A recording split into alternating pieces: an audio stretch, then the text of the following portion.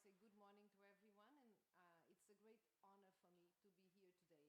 And I must say this is my first time opening this conference as ICS director, which is recent, 2 months ago, and I see there, and also thanking, I remember Marina Costa-Lobo, our former director, who did it very well. I was seeing her online yesterday, thinking what is my role at opening this kind of conference, which belongs to a very important tradition of ICS. These annual conferences have a very long tradition, and we can, well, I don't remember exactly in which year it started, but it's a tradition that invite us to reflect in the moments that we share together, to foster debate across the social sciences and humanities. And I think this is increasingly important as we must think collectively about challenges, crises, and the many transformations of our time. And I think there could be hardly a more fitting topic than artificial intelligence, AI. The topic of today is of utmost importance. It's not only because it's very interesting and we want to learn more about it, but it's because it's urgent that we reflect about its governance and its role in our lives and society at large. And although AI is not new exactly, until very recent, it was not a part of our daily lives as it is today. And now it seems to be everywhere. It triggered the faster consumer adoption in our history. I was checking it out yesterday, and I guess the numbers are pretty staggering. And I am among specialists in AI, but I have to kind of say that I was even surprised by the speed of the way in which it affects us all. And I remember the numbers are really very impressive, because I was reading that according to the latest Stanford AI Index, generative AI reached around 53% of the population within 3 years, which is absolutely amazing. It was much faster than the computer or the internet, as I'm certain that you know much better than I do. But I think it's a matter that really invites us to reflect about the conditions and the transformations of our time. Because we know that AI has entered our work, our institutions, our forms of knowledge, and the ways in which we are governed by public institutions, by governments, and by global actors. I think global corporate investment in AI more than doubled just in 2025, which is also impressive. But yet, looking at things from the other side of the coin, we see that 26% of the global human population is still living offline, which is also a matter of inequality, because AI is really changing the ways in which people live and which people also construct inequalities among themselves. So we are not simply dealing with a new technology. We are living through the construction of a new form of life and of living together with social, political, ethical, and epistemic consequences that need to be understood, debated, and governed. And that is why, precisely, the contribution of the social sciences and humanities is so important today. And I'm so glad that we are gathered here for a wonderful day discussing AI. So we need to ask what AI is doing to our lives, and I guess ICS is a very good place to hold this discussion today. So after this kind of short introduction, let me do the most important thing, which is say thank you. So I want to thank warmly to the organizers of this conference, Jussara Roland there and Pedro Magalhães. Thank you so much. You responded to this invitation with what I think is a fantastic and engaging program. And also, my thanks also are extended to our keynote speakers, Professor Stefan Grimlichhausen. I hope to say it well. Perfect. Okay, because I was practicing yesterday, so thank you. It's not very easy. And also Professor Susan Halford, sitting there. And also to all the panelists, all the colleagues at ICS, and to everyone whose work, I cannot say the names, of course, you have the program, but whose work in logistics, communication, technical support, which so often remains invisible, but which is actually some physical work. It's not, we don't live only in a digital environment, though it's impressive, remains invisible. but without which none of this would happen. So thank you a lot to everyone at ICS and to all, and of course to the audience for being here today. I will finish by noting a fact that really I thought it was very interesting. Earlier this week, I was reading about the United Nations Global Dialogue on AI Governance, which happened, I guess, 2 or 3 days ago. And I was struck by the words of Secretary General Antonio Guterres, who posed a very simple but powerful question. Are we going to govern AI, or is AI going to govern us? I'm paraphrasing, but it's along these lines. And I think this is a very good question for us to debate here at ICS, and I think we are in a good place. It's a week, it's July, but everybody seems to be talking globally about AI. So thank you so much for being here, and I wish you all a wonderful day and an excellent conference. Thank you.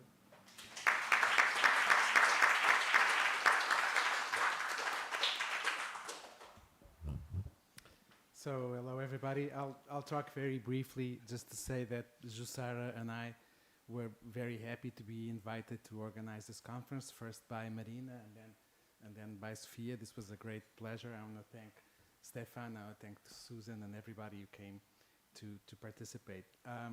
As somebody whose last name is Magalhães, I have a special empathy with scholars whose names are difficult to pronounce by foreigners. Thank God Sofia dealt with that beforehand, so I just want to say brief words about Stefan. I came across Stefan's work when I started doing something on procedural fairness in governance. If you focus on that particular issue, you're going to collide with Stefan's work inevitably. And on top of it, I was also doing some work on the Municipal Transparency Index in Portugal. And of course, the issue of transparency has been one in governance, in public administration, in the public sector, is one that Stefan has studied a lot. So it was a little bit surprising, but it was my problem because I wasn't sufficiently attentive. When I noticed that when I was starting to get interested in this possibility of being governed by machines, or whatever that means, I came across again with Stefan's work. But it was, I shouldn't have been surprised because even before anybody talked about AI, Stefan was already working on the intersection of different kinds of new technologies in governance. So it's only natural and completely obvious that in recent years, Stefan's work has focused on precisely the issue of algorithmic governance and AI. So Stefan is Professor of Management and Director of Research at the Utrecht University School of Governance. He has done, in many different ways, in many different perspectives, he has done work on how public organizations can foster and sustain citizens' trust. That's perhaps the most the question that links most of your research, I would say. He's also a leading contributor on a field we may call behavioral public administration, so a focus particularly on the use of experimental methods in the study of public administration, using these methods to study how citizens perceive and respond to government information and algorithmic decision-making. He has recently worked on issues of responsible AI use, algorithmic accountability, and the governance of data-driven public services. And he's going to tell us, I mean, the title of his presentation today is going to be Governing the Algorithm, Institutional Responses to AI and Democratic Legitimacy. And very generally, we're going to hear about how AI is changing government. And now this is not really a technical issue, or not only a technical issue, more importantly is a governance, a democratic and institutional challenge that has a lot of different implications. And I'm very happy to be able to present Stefan, and I look forward to hearing your presentation. Thank you very much. Okay, thank you very much.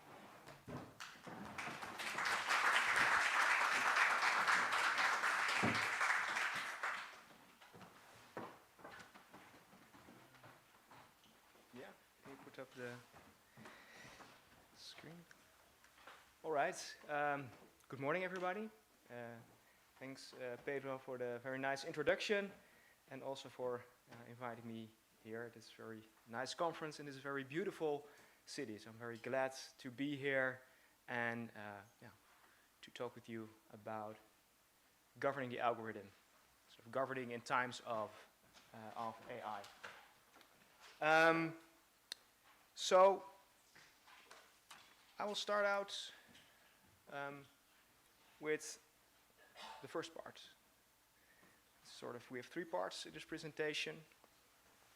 I'll just set up my timer, by the way, because I'm Dutch, I'm quite punctual. I don't want to stay too long talking, because I can talk for ages about this topic. Of 3 parts. And the first part is about identifying new threats to democratic legitimacy. And I'll start out with 2 numbers for you to highlight that. The first number is 26,000. This is the number of parents who were affected by the Dutch child benefit scandal. And this scandal related to benefits that parents receive for having your child on daycare. You get a sort of a return from a tax agency. What happened here is that there was an algorithm involved with the tax agency who was profiling people, looking at whose parents were potentially fraudulent, so who claimed benefits, but in the end, I don't know, had their children maybe with a family member and didn't pay them, etc. This was a machine-learned algorithm, and this has been a huge scandal in the Netherlands. It has been unfolding for many years, and this algorithm was one of the issues. What it did is it was trained to do, not explicitly but implicitly, to pick out parents with a second nationality. So this is a form of discrimination, you could say.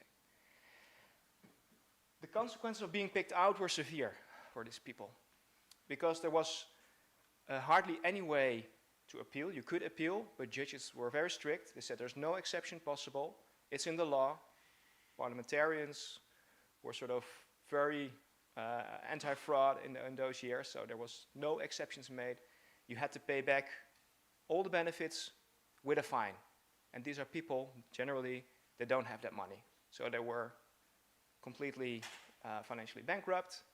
From these 26,000 people, almost 1,000 children were evicted from their homes because all kinds of new trouble arose.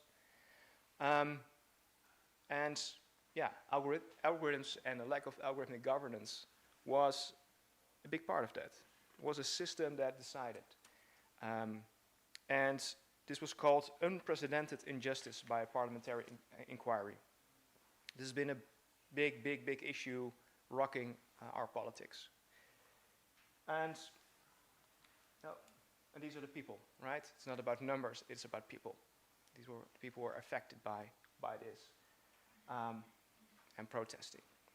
Another number, different case, 97.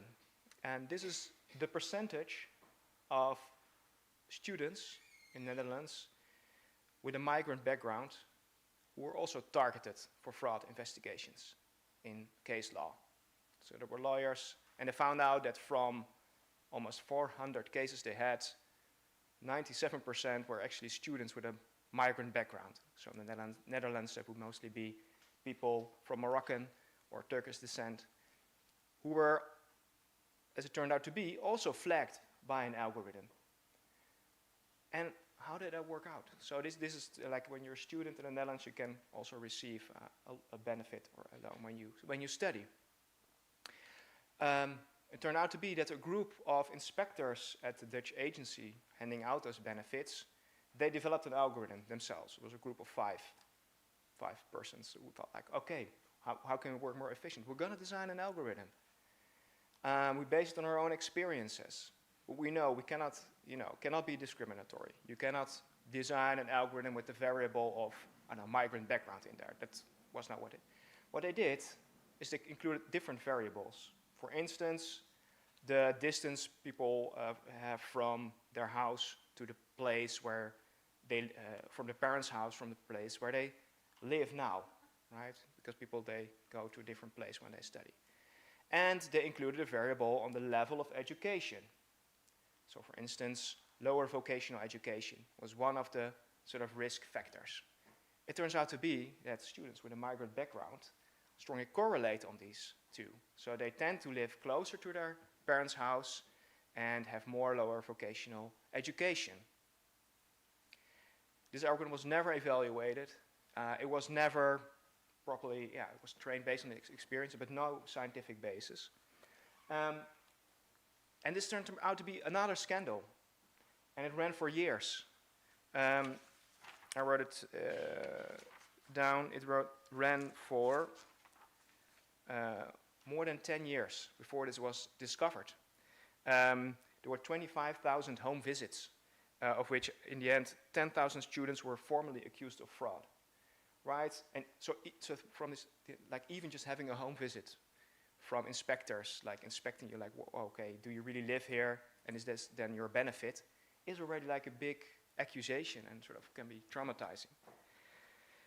So I'm from the Netherlands. This happened in my country, like in the past few years. And for me, it was also a trigger, like, what happened here? And in my talk, I think this very much relates also to these two issues, and try to sort of broaden and see some broader lines and see how we can fix this and prevent future scandals. Right, so this is, I think, the core of the argument today. So algorithms in government, it's not a technical problem, at least not just a technical problem.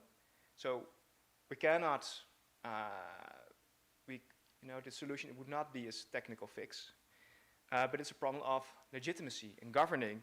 So you need sort of an institutional response. And it also needs to match up with the issue, so it needs to be calibrated. And I also want to dive into a little bit, and it could also be nice to explore in the panel session afterwards, the new challenge that generative AI poses here, because I think this will sort of worsen this problem even more. Okay, that's the core. So how do we get there? So maybe take one step back and look at the role of technology in governing. I'm going to take you on a quick journey through time, very fast. We start very early, 1440s, I think. So the printing press, Gutenberg printing press, was invented around that time, right? And before that, documents or copying documents would involve like writing, right? And there were not a lot of people who could write in those days, so you need scribes, so monks or trained people. A lot of people couldn't write or read. So there was like a painstaking thing to have documentation, write things down. It cost a lot of time. It was very expensive. With the printing press, it became much cheaper and easier to document things, right? To put things on paper. And that also had big implications, of course, this technology for government, right? Because if you can document, if you can copy, you can write things down, you can make laws and write them down, and everybody can read them. So this made much easier for standardization, right? And to govern by document. Weber also called this, of course, much later than this time, but it makes for sort of the writing, the documentation becomes at the core of governing and the modern state. It makes things more objective, impersonal, and also in a way accountable, right? If things have been written down, you can inspect them, you can see them. So you could say, maybe it starts there. We're going to make a big jump. So I'm not a historian, so it's probably a lot of things happen in between. But we're going to skip that, right? I have 45 minutes and I have much more to tell you.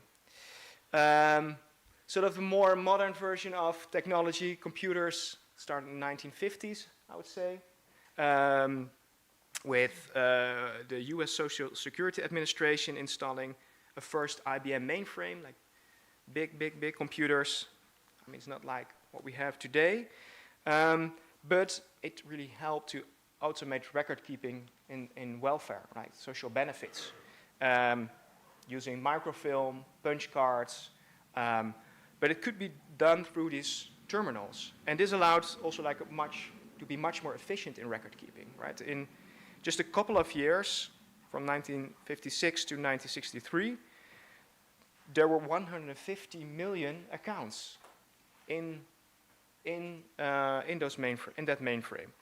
So this was a big accelerator, I think, also of mass processing of decisions, and made things much more efficient and development. Some years later, right, personal computers became also available to consumers, right? You see that people have these computers, but in government it also made for much even sort of more scaling up of electronic decision making. So you would have really sort of these system level bureaucracies who would process hundreds of thousands of decisions on, for instance, student benefits, traffic fines, and they could do that like, yeah, quite easily, right? There would not be a civil servant looking at every benefit decision, right?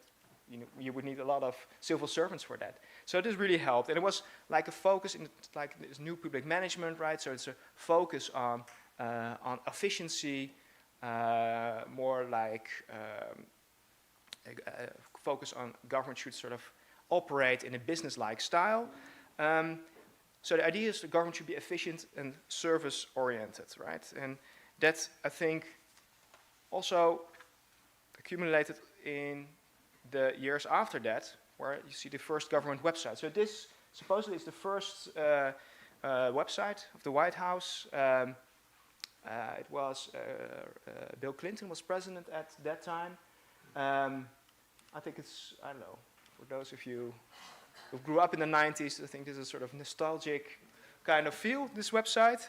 And here what you see here is, I think, again, a new step in sort of automating service delivery, where people use government websites to get their services. There doesn't have to be personal contact. You can get your, I don't know, your passport or ask for a permit.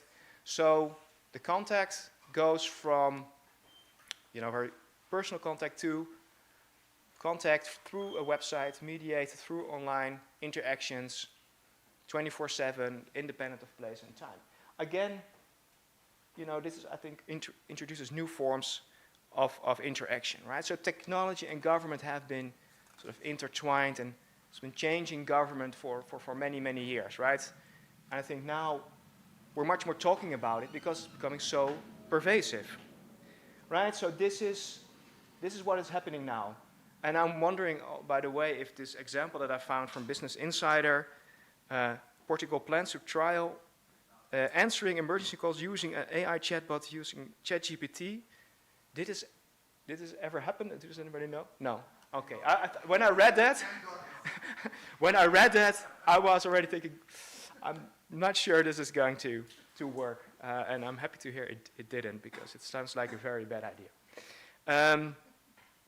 But you see that this is happening now. This picture, what you see there, is a picture from a project called Monocam, and it's a project from the Dutch police, where they have cameras on the road, and they don't just check for speeding, but if you're driving with a mobile phone in your hand. And it's automated, so it will recognize where the hand is, if there's a phone in there, and it will send people a picture. But it also makes mistakes, right? So there's also known that people, if you do like this, it could also flag you as being, having a handheld device. Here it's quite clear, this one, and it's still checked also by people if it's correct. But this is happening. So this image recognition is part of, I think, algorithmic government, and it's something that's new, right? It's new from what I just showed you, what happened before.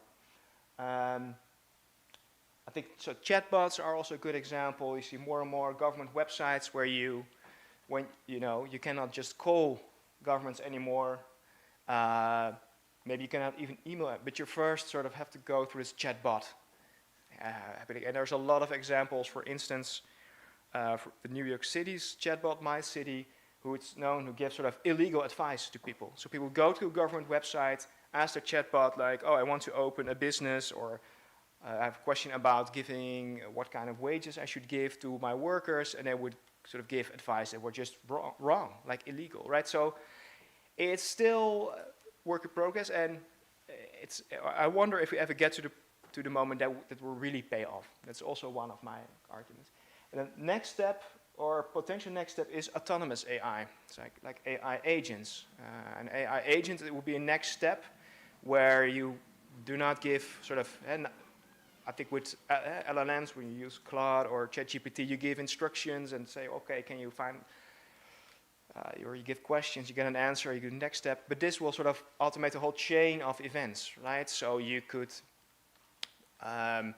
use it, for instance, answering an email, planning a new appointment, making sure that it's in your calendar, organize a room, emailing back. So you can sort of program now AI agents to take a whole chain of events, what sort of, well, think for itself, and do it. So this could lead to even further automation also of public service delivery. This is all like in testing phase, but this will be a new step. This is happening now. And here's where we're at now, right? So we're sort of at a stage where AI is becoming very dominant in government, at least in marketing of government, right? So that's another question I think also take in mind, that there's being a lot of like, oh, we can use AI for, public service delivery, chatbots, etc. But I think we should be very careful with that, right? Because we don't know if it works yet. But here you see, I think it's not completely new, right? It's a new addition, I think, on how technology transforms government into these more sort of, what has been called system-level bureaucracies, where it's no longer the people, the professionals sort of at the ground floor who make the decisions, but people designing the systems or buying maybe the language models. Right? So there's a change in organization, and that's technology induced. And I think Gen AI sort of is playing now an important role in that, right? So it hollows out sort of this street-level discretion, which is indeed like police officers or people interacting with clients with welfare. They're now being more and more directed by algorithms, and now AI is also pushing it even further.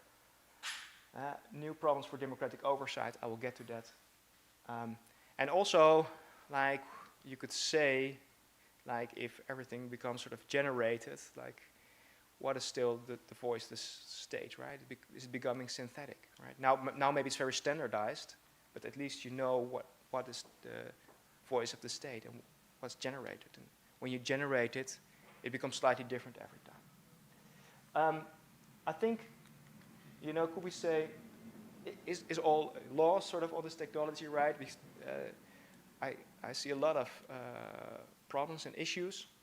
At the same time, you also see sort of these counter movements, right? I think regulatory, we see now at the AI Act, I think that's a very important regulatory instrument, sort of to kind of regulate and try to push back on sort of this unhinged AI possibilities, right? So for those of you maybe not familiar with this, the AI Act basically identifies various categories of AI, which are sort of forbidden, high risk, low risk, or sort of no risk. And the risk category depends on how consequential the decision is. So forbidden would be, for instance, social credit systems like there are in China, where people are sort of completely assessed by, sort of how they behave in public and filmed on camera, like when they walk through a red light, their social credit score goes down and they have less possibilities in government or in their careers. That's prohibited through the AI Act. High risk are things that are public services, right? Getting welfare, getting fines. So these are high risk categories, and they need more stringent regulation. Another thing is that there are now also, of course, I'm not sure like how that is in the Portuguese context, but in the Dutch context also, there are, this is the State Committee, which is sort of like a high-profile committee advising on discrimination and racism, or against that, like how government can go against it. And they explicitly said stop using algorithms to profile because it leads to bias and discrimination. And this is really necessary. So this is an important message. So I think you're seeing some pushback on this sort of excessive use of these kind of algorithms, especially in very consequential areas, right? So there is a way to steer, right? And I think that's also where I'm gearing towards my talk, is technology is not inevitable. It's not like a wave that's coming over us and we cannot do anything. That's, I think, sort of a technology narrative that we should also fight. And it's not that I'm against new technology, but I think sort of this idea that it can come in one certain specific way, that's something we should fight against. We can steer, and I think that's like a broader challenge, like it's an institutional challenge. And it's difficult, but it's important. But first, we need a clear picture of the problem. What are we looking at exactly here? In the Netherlands, we have an expression, I'm not sure if it translates, but we have to face the beast in its mouth, we say. Does it translate at all? I don't know. You have to sort of really look at the problem, look at it before you can really do something. So that's what I want to do. And I do that through the lens of legitimacy.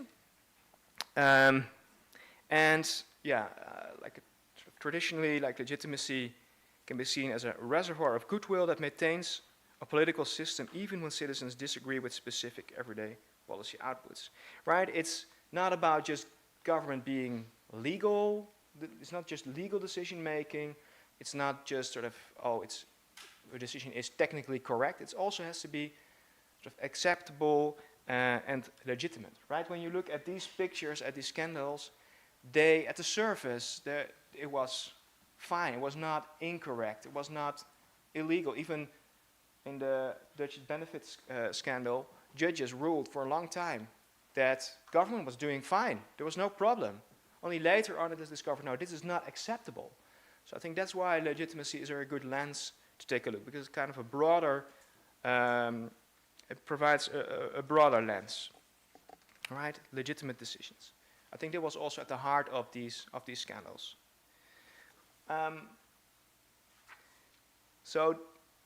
And I do through three types of legitimacy, which, for political scientists in the room will be very familiar, based on Sharp. But you could say, well, there's three ways of gaining legitimacy.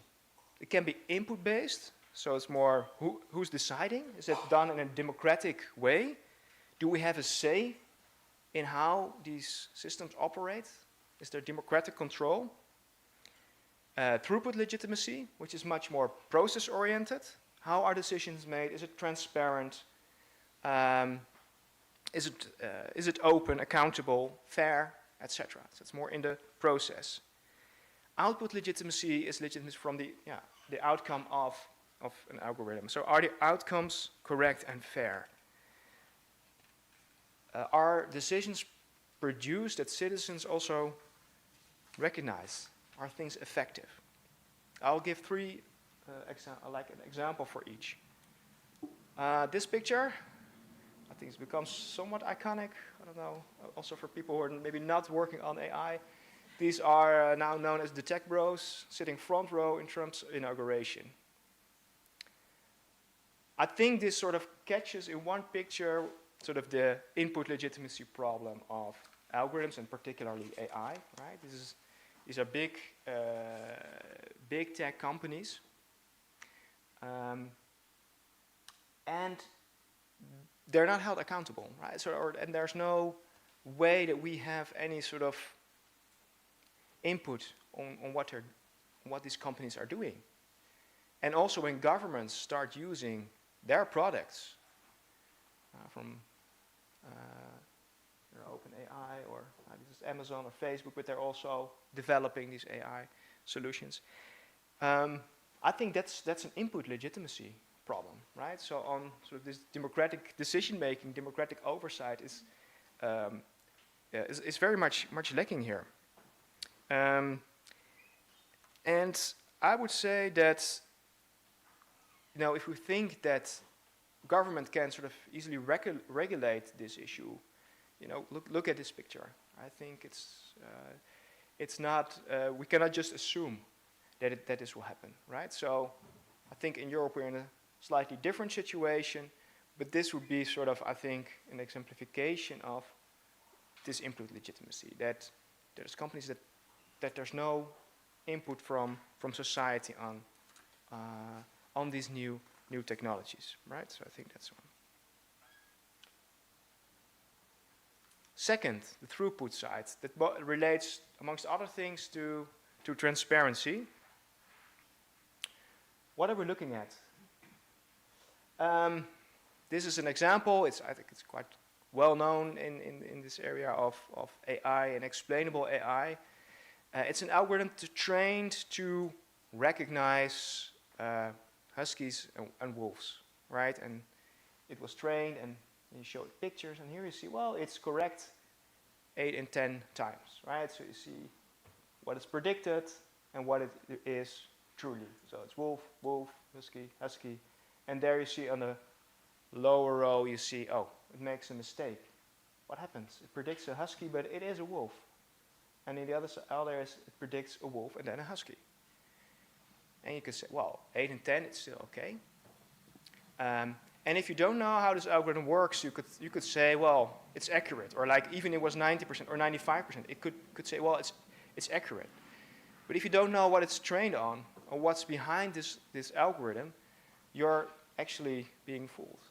Because what happens here is not that this algorithm learns like what's the animal, but sort of in the environment. Is there snow or not in this case, right? So this algorithm was trained on pictures, and it happens to be that all the wolves were in pictures with some snow in the background, and this is what the algorithm picks up on.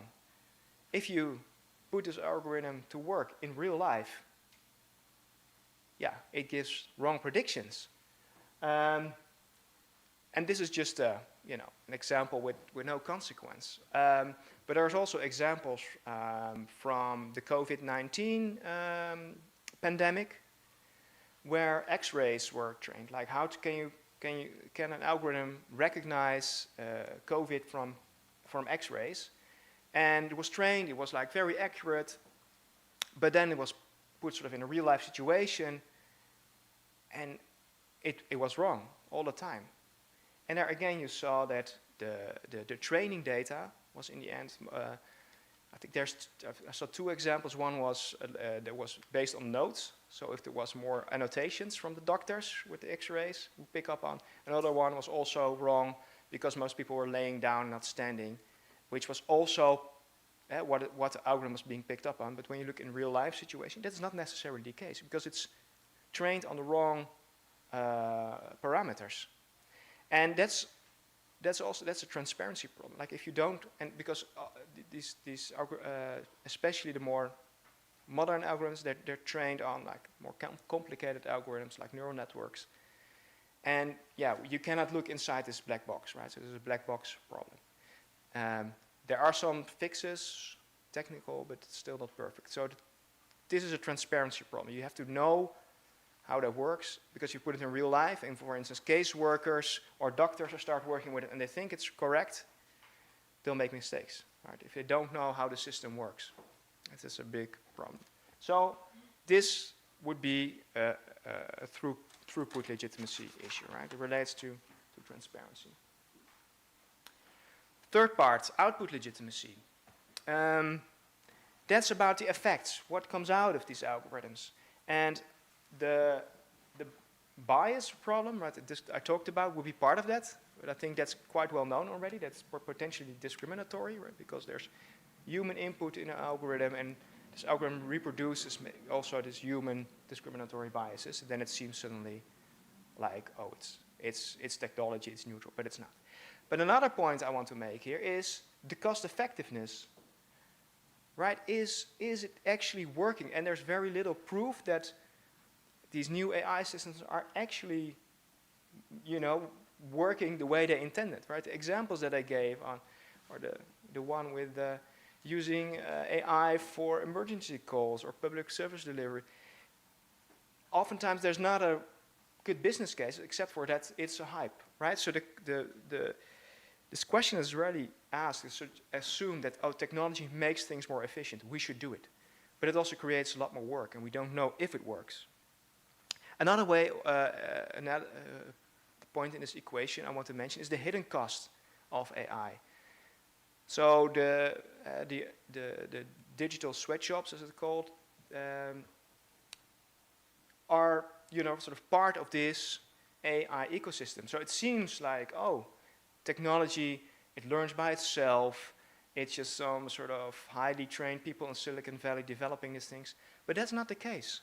Time magazine revealed that OpenAI, they signed contracts in 2021 with a firm called Sama, and it operated in Nairobi. And there were workers, human beings, training AI.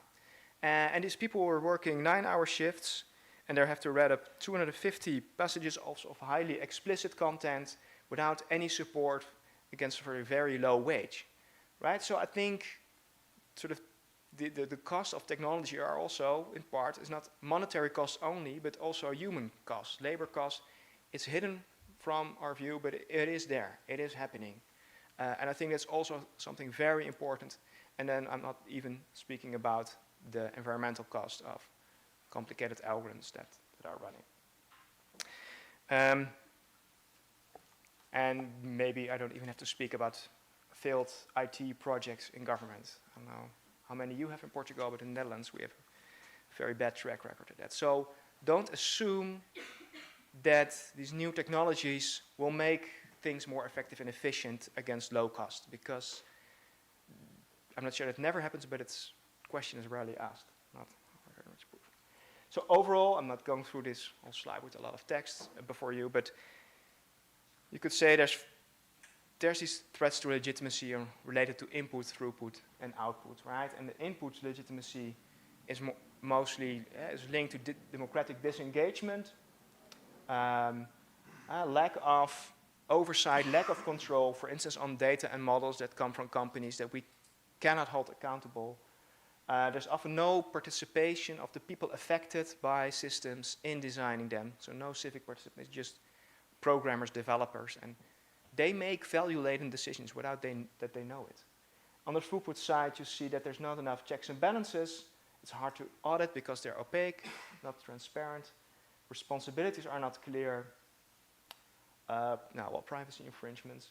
And on the output side, you see that outcomes can be undesirable in terms of bias, but also the cost, right, what I talked about. And in the end, we see that it's also about the disappearance of human contact. It becomes more and more difficult to contact a real governed person. I think that's a big challenge. So I think this is an overview of the threats that we face, I would say. It's a big threats. We're going to the third part to look at some empirical evidence and also ways to respond, right? Because I said technology and the way things are now, it's not inevitable, although maybe some people want to make us believe that this is the way it is and this is the only way there is. Because what do citizens care about? And here I want to cite Pedro's work because I found it really fitting with his talk. And he, together with some colleagues and also sort of Tom Tyler, which is sort of a legend in this area of legitimacy and procedural fairness, he published a very interesting paper based on survey data and looked at what, I think basically what do citizens care about, right? What would they find important when interacting with AI? And there's many more, it's much more in this paper, but I think for me, but it's also sort of an empirical reality, right? It's something that citizens care about. Another one is one of my own studies. It was an experimental study in which people were shown sort of a scenario in a survey where they were presented with a situation where they were confronted by a government who rejected their application based on an algorithm. And there were various conditions, and one condition was of accessibility, and the other one was explainability, right? So there was one like explaining the decision, like why were you rejected, and the other one was, okay, is this algorithm that is being used for this decision, is this accessible to other people, right? Or to professionals who can judge that the model, who can judge the variables. And here you see that this is a very important part of when people trust algorithms in government. You see that explainability, when a decision is explained, like why, the why question, has a stronger effect on trust, even more than having an accessible algorithm. And it also matters like the situation. So if there's a situation with bigger impact and higher discretion, so for instance these fraud detection systems, there the explainability and transparency matters most, right? More than in smaller decisions. And also I found that was a Chinese replication of this, of my own study, and it's in broad lines sort of replicated this. So, of course, it's like very nice to see that the work he did also translate to other contexts. So I think that, yeah, you see two studies, like we did them totally independently, but you see that although approaches were different, methodologies were different, I think they arrive at the same place where you could see, well, this is important, right? This is important for legitimacy, and it's important for the people that work with that, for citizens, an empirical reality. So what do we need? What do we need to do? As I said, it's not a technical fix, not something we can fix with technology only, although it might be part of the solution. But it's an institutional response, right? So we need to fix the democratic control.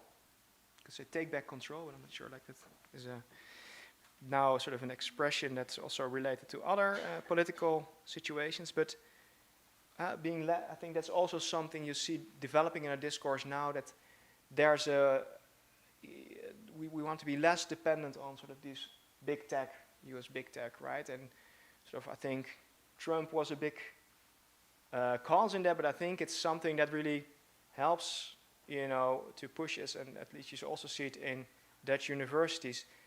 We're now being cautious of using these big tech LLMs or using even Microsoft, right?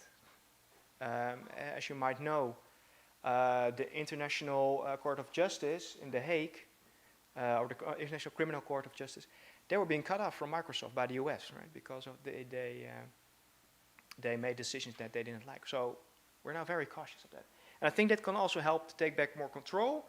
Maybe look at AI that's more public value based instead of just on private values and profit. Like we want to be inherently transparent. Like how can we do that? And you see all kinds of initiatives popping up. For instance, education, and having a sort of a Gen AI system that's developed by educational institutions and other kinds of knowledge partners. Can we increase participation of citizens when these systems are designed? Why not? You don't have to be a technical expert, right? But you can give input and have a conversation with people developing new systems to prevent sort of this sort of technocratic, technical approach to systems, right? And make it also human-based. What do people want? What do they need? Right? Transparency, voice, explanations. Make that much more important. Second is fix opacity and oversight, right? I think that is one of the big issues. Maybe I think with all the scandals, it's what we see, we should stop using AI or algorithms for profiling or risk profiling, because the risks are so grave. Even if an algorithm is 99% accurate, the 1%, the consequences for them are so large, right? If you're doing house visits or court cases, and you have to prove the opposite. So maybe we should stop using algorithms for that, right? We can just say we can say no to that. and start maybe using models that are more readily interpretable instead of black box. And then there's the outcome, right? That's also something that needs to be fixed. It can be installing a right for human contact, which is partly in, I think, in regulation, but it's not like implemented in that way. A clear right to challenge algorithmic decisions, also that, and also like in addition that you know when an algorithm has been involved or not. Install critical thinkers, like when you develop these systems, that it's not like people, oh, there's AI, let's jump on that bandwagon, and this project has to succeed. You can sort of, this idea of red teams, that teams that are deliberately challenging and going against the premises of existing projects, right? To challenge challenge new AI projects. I think that's also very important, and really also to look at the business case.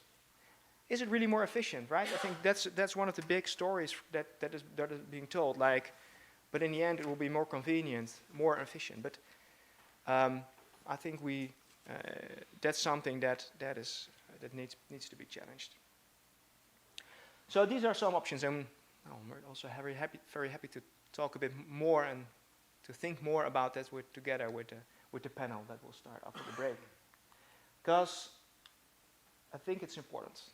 I think it's very important, because what if we don't, right? If we just go along with this sort of this technological narrative that it's inevitable, that can only, and that there will be technological fixes. In the end, AI will be so accurate, so good, it's we don't, their human interference can be even more limited. I think, that will be in big trouble in 5 years' time. We will see further loss of autonomy, further loss of control, increasing influence of private companies, big tech companies, transparency and accountability. But the risk of mistakes, it doesn't disappear, right? It just becomes more difficult, even more difficult to track. Gen AI is a very nice way of being very persuasive and being very hard, to track the sort of the accountability trail. So my fear would be that then maybe if there's a new conference here in 5 years' time about the same theme, I'll be here with new scandals, bigger scandals. I hope not. But I think it's also our task as scientists, social scientists, to engage with this, right? To stay critical, ring the alarm, and ensure the legitimate use of AI in government. Thank you.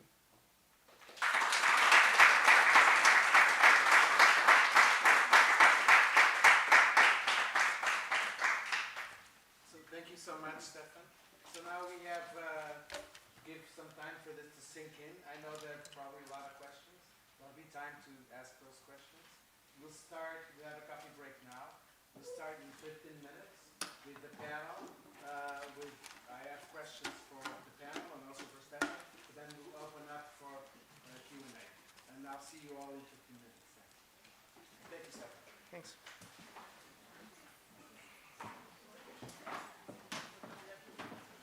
Very nice. Thank you for mentioning that. No, it's a great pleasure.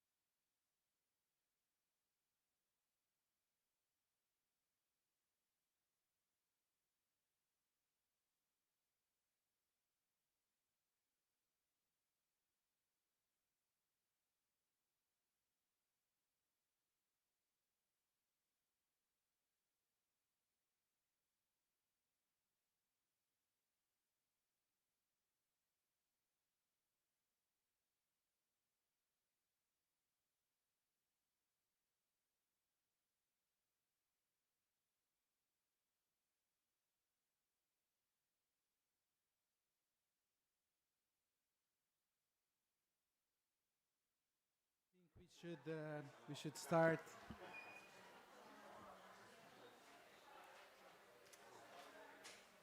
So it's my pleasure to introduce the three panelists today. Unexpectedly, Raquel Brizzi Castro can't be here. She was expecting to be here, but she has particular responsibilities that forced her to be abroad. She's not only a legal scholar, she's a professor at the Faculty of Law of our university, but she's also the vice chair of ANACOM, Portugal's National Communications Authority. She has done work that brings together constitutional law, public law, regulation, and the legal challenges raised by new technologies. And thank you, Raquel, for being able to join us in spite of at a distance. It's also a pleasure for me to introduce Patricia Silva, a good friend and colleague. Patricia is a professor of political science at the University of Aveiro. She's a researcher at GovCop, the research unit on governance, competitiveness, and public policies. She has done work on political parties, public administration, the politicization of appointments, local governance, participation, representation, and she brings to this panel a political science perspective that I think is essential to think about how AI affects public institutions, accountability, and citizens' trust in government. And finally, a great pleasure as well to introduce Inês Campos, a colleague here at ICS. She's a sociologist, she's a research fellow at the Institute. She has done work exploring questions of justice in the context of climate action, energy transition, sustainability, and she has led and coordinated European research projects on citizen participation, democratic innovations, and inclusive social technical change. And her perspective is also very valuable for this panel because it connects questions of technology and governance to broader debates about participation and democracy. So thank you very much for joining this panel. I'll start with Raquel. Raquel, can you hear me well? Yeah. Oh, thank you so much for this invitation. It's a pleasure to be. I'm sorry not to be there, but I'm in Geneva in the Global Summit, Artificial Intelligence for Good, and I have a lot of intervention. It is very stimulating to be here, but I had to participate in this wonderful conference. Thank you for joining us. So I think I'll start with you, and Stefan mentioned at some point in his presentation about the challenges that AI causes and about regulation, particularly AI Act as a possible response to those challenges, to the issues raised by algorithmic governance. And as a legal scholar, I wanted to ask you, how do you see the potential and it's strange for me not to be able to look at the potential and the limits of something like the AI Act and even domestic regulation to deal with the issues that Stefan raised? Well, first of all, I think I must highlight one thing, that AI is driving a truly invisible constitutional transformation. We must be aware of this. And at the central constitutional challenge of AI governance is exactly designing a regulatory framework that is sufficiently adapted to keep pace with technological change while preserving democratic legitimacy, effective fundamental rights protection, and legal certainty. Well, and within this constitutional transformation, it is essential to ensure that the democratic rule of law survives the rise of AI through the consolidation of what I call a digital democratic rule of law, ongoing subtle process of profound and structural constitutional change that is invisible because its effects emerge gradually and diffusely, producing deep transformations in every sector of social organization, institutional architecture, and even the foundational assumptions of rule of law. And that's exactly in this context that the systemic risk associated with AI arise. And we are talking about progressive shifts in power, gradual erosion of fundamental guarantees, silent reconfigurations of the public sphere, and subtle changes in the way the citizens, the technology, and the state relate to each other. So, in spite or despite all of this and its fundamental nature, The fact is the Hayek is not directly constitutional in nature, and Pedro, nor does it recognize directly enforceable subjective rights. In fact, its effectiveness as a fundamental legal principle depends on an integrated interpretation of all potential applicable binding constitutional legal instruments which form a part of what we call a multi-level framework of digital constitutionalism. Well, but the question here is, despite its regulatory ambitions, the Hayek contains structural limitations and regulatory gaps that undermine its effectiveness as an instrument for protection of fundamental rights. For example, a lot of scholars argue that it relies excessively in self-certification and some kind of how can I say, self-regulation.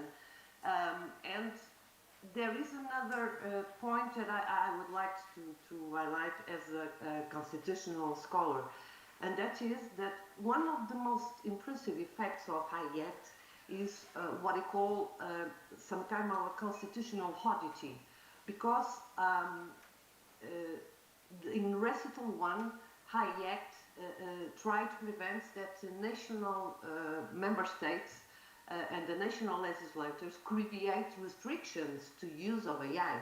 So it is some kind of vacuum protected by the European law according to the principle of primacy, and it has profound effects on the location of the legislative competences between the member states and the European Union. So the Hayek builds a very centralized model, regulatory model, that I think it's not going to be uncontested, because after the digital omnibus,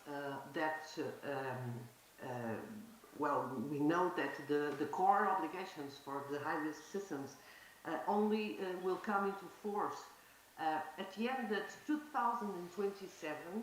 Well, we must highlight 2027.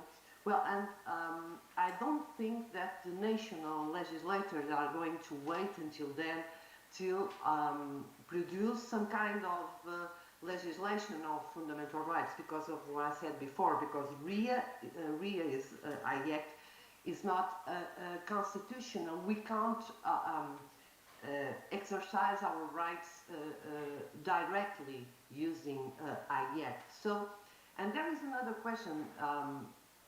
The problem with Hayek is always showing signs of some kind of insufficiency regulatory, because it is going to govern some yesterday's technology, and that is very evident, particularly in the called advanced AI, like agentic AI, because Hayek is built to apply to some static categorization of risk.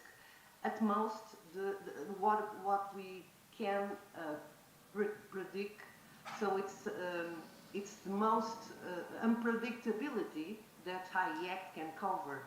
The problem with the AI agentic and the multi-agent and the multi-agent orchestration, these are all concepts very, very important to know now. The problem is they are unpredictable in all its dimensions.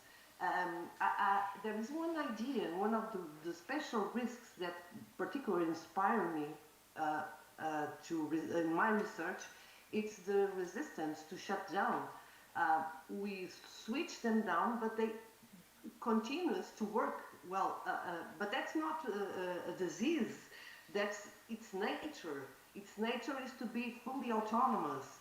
So some scholars, and there are some very recent, argue that this kind of fully autonomous in the agent systems should not be developed in European Union, because effectively they can't comply with the requirements of the Hayek, or if they, for example, we can't trace all this the way they had.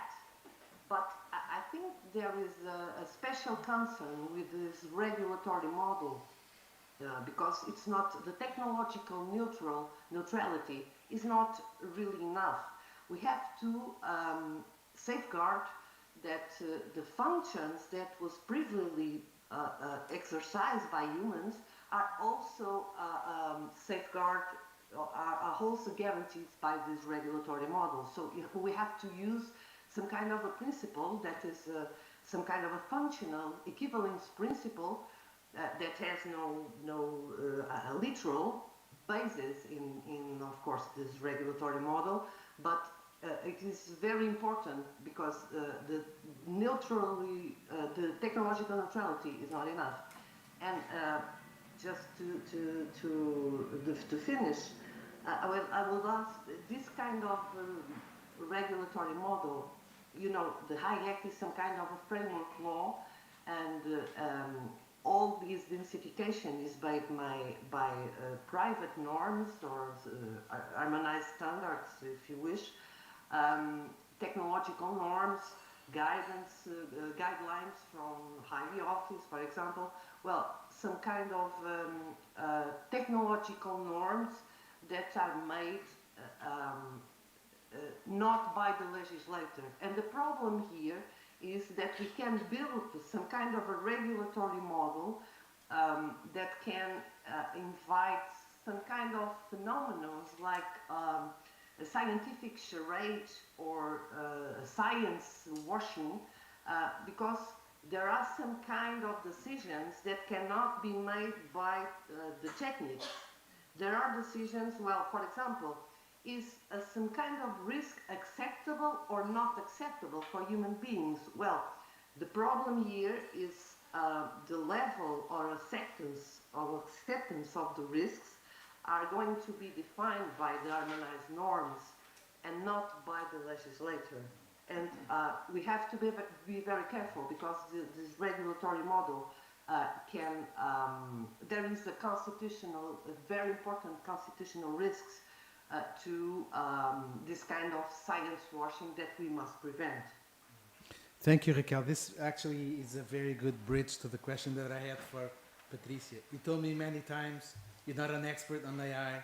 That's fine, but you are an expert on public administration, political science, and political decision-making. And one thing that came out, I mean, from Stefan's presentation, from what Raquel just said, and also we know that governments are very tempted to legitimize their decisions by using science and technical justifications. And it seems, I mean, very obviously, that the entrance of AI in governance is just a way of magnifying this to an extreme. So do you see an obvious risk of depoliticizing what should be really political decisions and covering them into this veneer of technical decision-making? Well, should I? Okay. Oh, great. Thank you for the question. Thank you all also for having me here this morning. And also thank you, Pedro, for believing that I can bring something interesting into this debate. I think that the best way of talking to you about this is to tell you a little bit of a story, that I'm married to an IT guy for like 20 years now. And when I told him that we would have this discussion here in Lisbon about the use of AI by governments, he immediately asked me, well, is that even a question? Isn't it obvious that governments should use AI? I said, well, why is it obvious? And as an IT guy, said, well, because it's efficient, because it's a technical solution that will render things much easier. The relationship that citizens have with the state will be easier. It will be faster. There are obvious gains there. And when you are dealing with very scarce resources, obviously you need to use whatever sources that you have at your hand to make them faster. So I had to have another discussion with my husband to tell him that, well, it's not just about this output, this outcome that we are interested when we think about public policies and government using AI. We are also interested in how we legitimize, as Stepan mentioned. I had to explain what legitimacy was. I'm not sure I was efficient there, but anyway, I did my job at least. I'm trying to do that.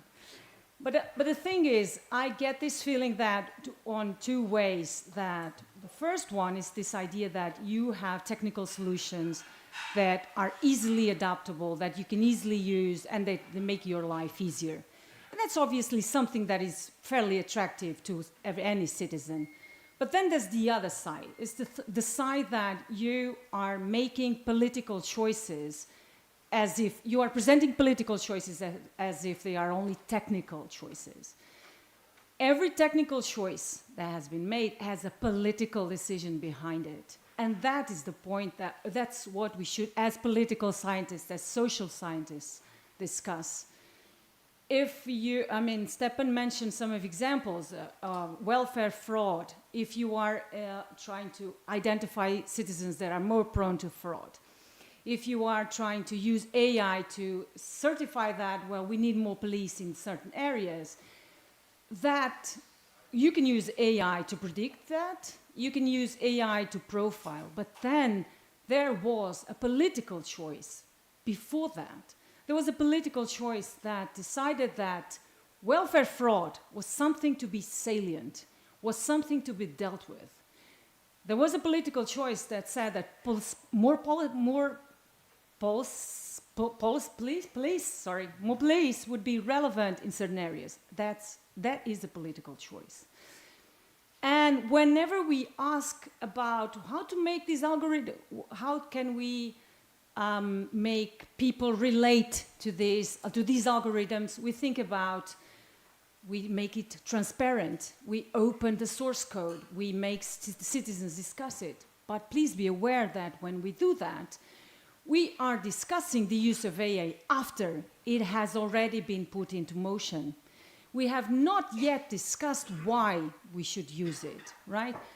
And when we don't do that, we are actually, I'm afraid that we are actually, how can I say this? When we think about the policy-making cycle, right? And assuming that this is, that we have several stages here and that they are sequential there, I think that one of the most important ones is the agenda setting one. We forget that. The agenda setting one is who sets the agenda.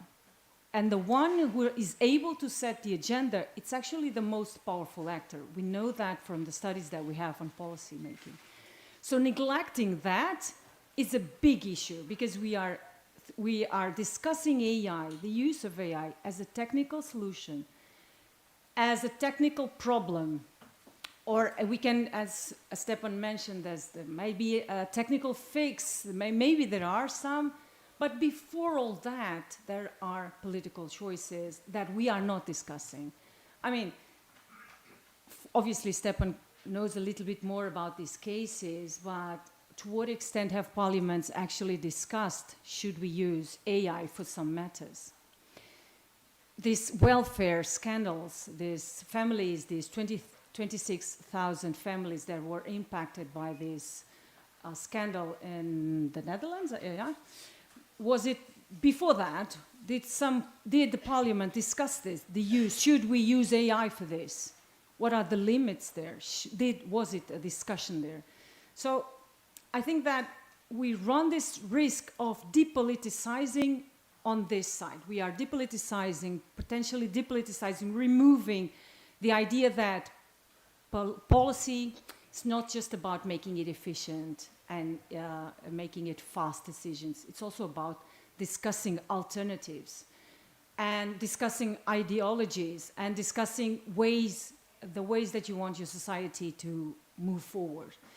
If you remove that discussion, if you say that, well, it's a technical problem, then you are obviously removing politics from it. You are removing the possibility of involving citizens, of involving representatives, of involving parliament in the very first stage of the decision-making process, which is set the agenda.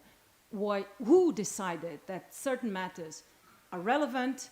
Who decided that AI should be used in some area, and was it a legitimate decision?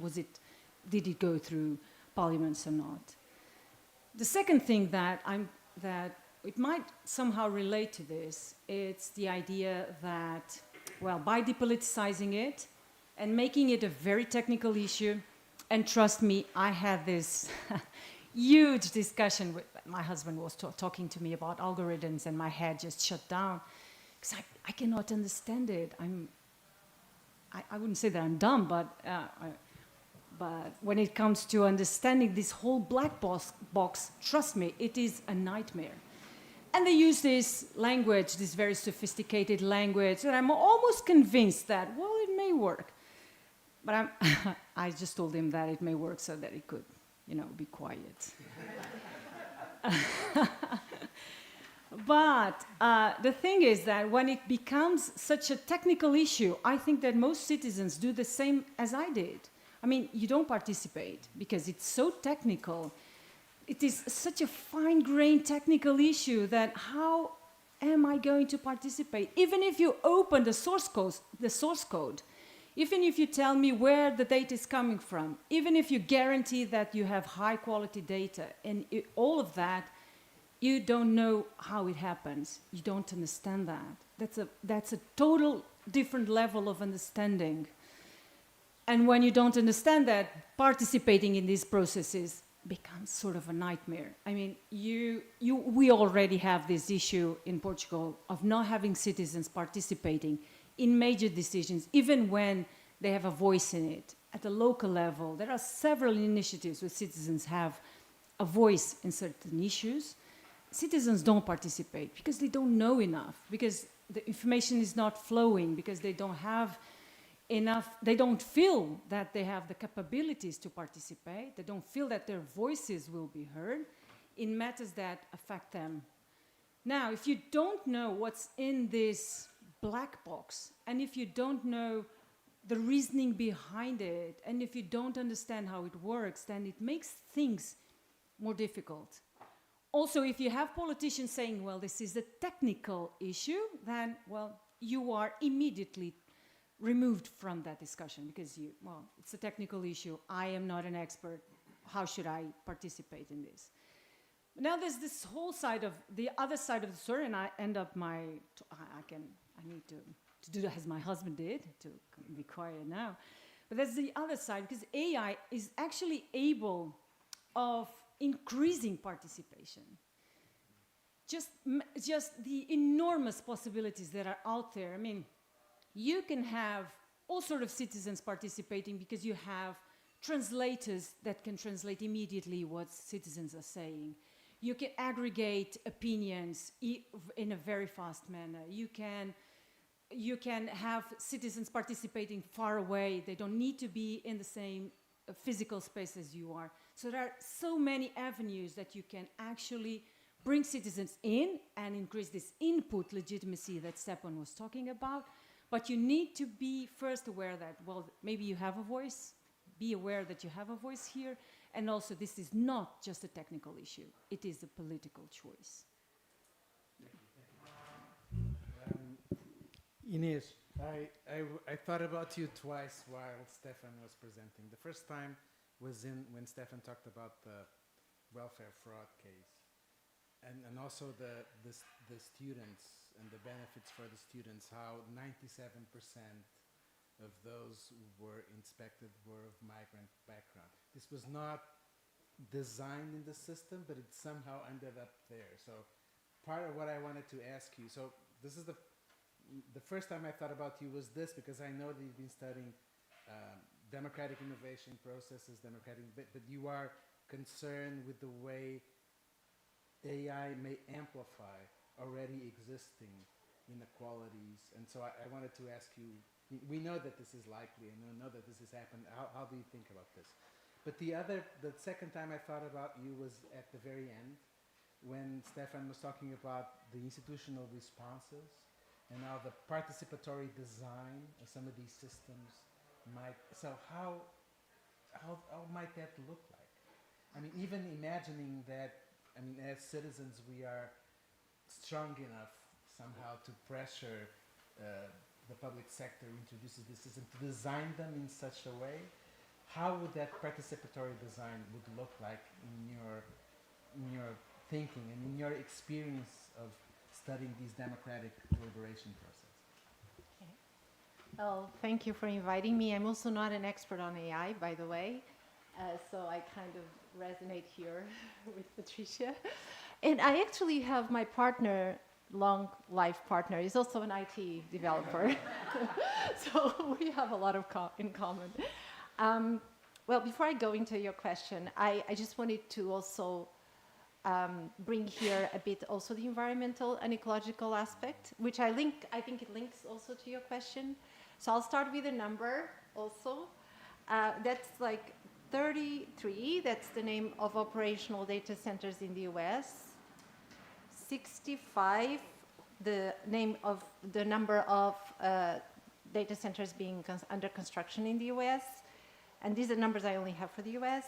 And 42 that are proposed. These numbers come from a website done by Erin Brockovich. Yes, the one that you saw from the film, Julia Roberts. She's now fighting, well, suing companies due to data centers. And she has this website, which I really recommend, where she's mapping all the data centers being constructed in the US.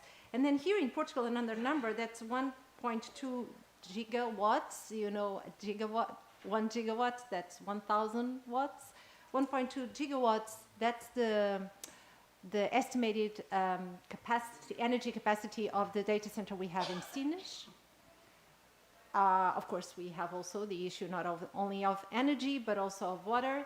In the case of the Sines data center, the generators are cooled through ocean water, which creates also problems for biodiversity because it launches thermal pollution in that area. And other problems. So but it's one of the solutions. And in these data centers that are being built or planned for the US, they are 2/3 of them are in regions that already have problems with water scarcity. So these are some of the numbers, and we cannot forget this. And one of the key things that I keep thinking is, a few years ago, we would go and we wanted to say, okay, I want to make my lifestyle more sustainable, so I'll fly less, I'll use less car, I'll eat less meat, I'll try to buy local. But now we actually have to consider, I'll use, less AI. When we use AI, we are contributing to this massive exploration of environmental resources. At a time where everything is already on the edge, we are adding another consumption, another major consumption, you know, stress on the environment for land, for water. And here goes into the participation issue, because why is Erin Brockovich fighting this? Because she received 8,106 emails that keep piling up from local communities, groups of people, these are not even individual emails, saying, we woke up one day and we had this data center. Nobody knew it was going to be built. Now we have to live with the constant sound of generators. And when she went and talked to some municipalities, well, not municipalities in the US, but some mayors in the US, and 2 of them in Texas tried to put a moratorium on the advancement of the project, what happened was they were sued by the companies. And of course, they took a step back because they couldn't afford being sued by companies. So we have a situation where we have this massive environmental use of resources that is also really opaque. The same thing happened actually in Portugal. The data center is being built and people see large-scale solar photovoltaic, really large scale, among the largest in Europe, being built in the same region that will feed into energy, will provide energy to, in this case, this data center. They also didn't have, when they found out about it, it was too late in the participatory process. There is one case, many of you would know, where they had the final consultation was told, at the 2 days before the public consultation was ending, they made a presentation of the project to the community, and that was during COVID, where everything was closed in a region where often people don't have access to web resources, so they needed libraries and so forth. So there is this environmental problem that we have to acknowledge, and when we use AI, we have to acknowledge that this is an unsustainable environmental practice, and the government should be the first to actually acknowledge this.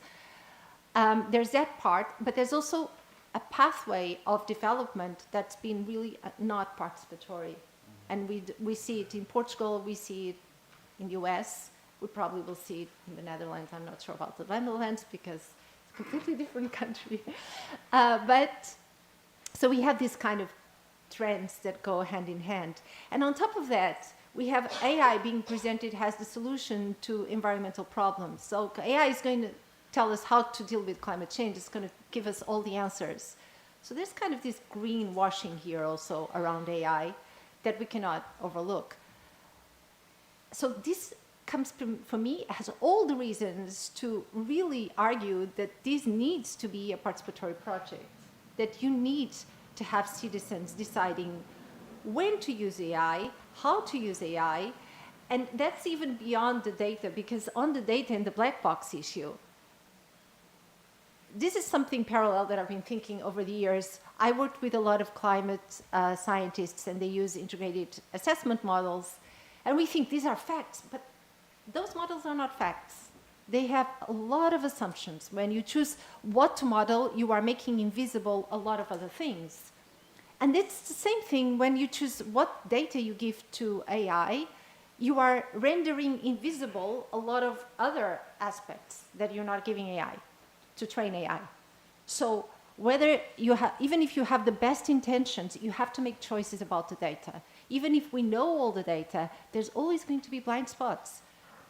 So this is something we have to accept because it's part of the whole modeling quantitative aspect. It's not factual. So I think here how to make citizen participation is really costly, and we have problems with, even in many other aspects of society, of problems that we want to deal with in a participatory way. It's always difficult and costly to bring citizens in. First, you need to do it in a way that ensures that everyone feels that they can give their opinion freely, equally, that they are well informed. The part of being well informed requires resources for that. It could be AI, yes, but also for me, one of the methods I use a lot is topic modeling. And one of the things I know is that when you do the same kind of analysis with AI, it aggregates everything based on generalities, and it hides the aspects that are actually maybe more important. That specific citizen that comes from that specific background actually has to give, and that voice is again occluded, is again hidden. So yes, I think AI can help in big participation processes, but I also think, again, you have to be aware of the data that goes into it, of what's invisible, of the choices that were done. Even if you are aware, which normally you are not, about the data that informed the AI training, you still need to be aware that there's things that were already invisible when the first decision of training with that data was made. So I think this is it's a really complex issue, definitely not a technical, definitely also political, social, ecological, and very complex issue. So that's my 2 cents to the discussion. Thank you. I want to give the chance of the audience to ask questions of all the panelists, but before I go there, just have one question for Stefan. As a reaction to what you've heard so far, but let me make a more general question. Let me play devil's advocate. So AI is pretty spectacular, right, as a technology. I mean, a lot of us have used it for our own research. It has an enormous potential. So it seems that ever since we started this meeting, it's like a group of anti-AI, and it's really not, right? We know it's not, but how do we frame our positions in terms of, in reaction to this technological innovation, in a way that is productive, that is realistic, that is democratic, but not necessarily destructive. And I don't know if I made my point. No, I think it's very clear. No, I think indeed. So this is a sort of a disruptive technology, you could say, and we're all like kind of wow. I think the first time you saw the first models of ChatGPT, it was like this moment, right? I think so. I think, but and there's indeed, and I think the other panelists also highlight that there's possibilities there, right? But I think one of the risks of that is that we sort of fall into this trap of this sort of this hype that we're all sort of in love with this new thing that's coming, so the new kid on the block, and we kind of forget all the other things, right? And I think that you all highlighted some very good points. And I think these points, we need to take that as sort of ingredients, indeed, to sort of not say, oh, we're sort of against technology as such, right? We're not sort of the Luddites, like the people who broke the weaving machines in, I don't know, when they started being introduced in making clothes, right? They because they were afraid they would lose their jobs. But we can shape the way technology is being used in a more sort of democratic and participative manner, right? And first, I think that the realization that really nicely relates, I think, to the point you made about the data centers, because we have exactly the same issue in the Netherlands. That it's a small country, we have a lot of people, so there's not a lot of room. But data centers, they can be planted anywhere, and you know, there's a lot of issues with it. So so this technology, you know, it's not in the cloud. Right? The cloud is sort of a marketing term. It's not in the air. It's physical. It's you know, it's data centers. It's a physical infrastructure, and it has consequences. And I also talked about the human cost. People are training these models in very bad circumstances. So technology is physical, right? It's not something in the cloud. And the agenda setting point, yeah, I think that's key, right? And it's not, and that's also like by highlighting that it's not, technology is not technical, indeed, it's political. And I think I have some hope there with the debate on digital autonomy, where you see that at least in the Netherlands, I think also in Europe, I'm not sure what the debate is like in Portugal, but suddenly everybody's, okay, we have to realize that we're super dependent on US big tech, and if Trump has a bad day, he can shut off our government services, right? Because all governments are dependent on, and you saw like our digital, it's called digital ID. It's like a national infrastructure for everything you want to do with government. You have to use that digital ID. There was a proposal to move it to sort of a US-based provider.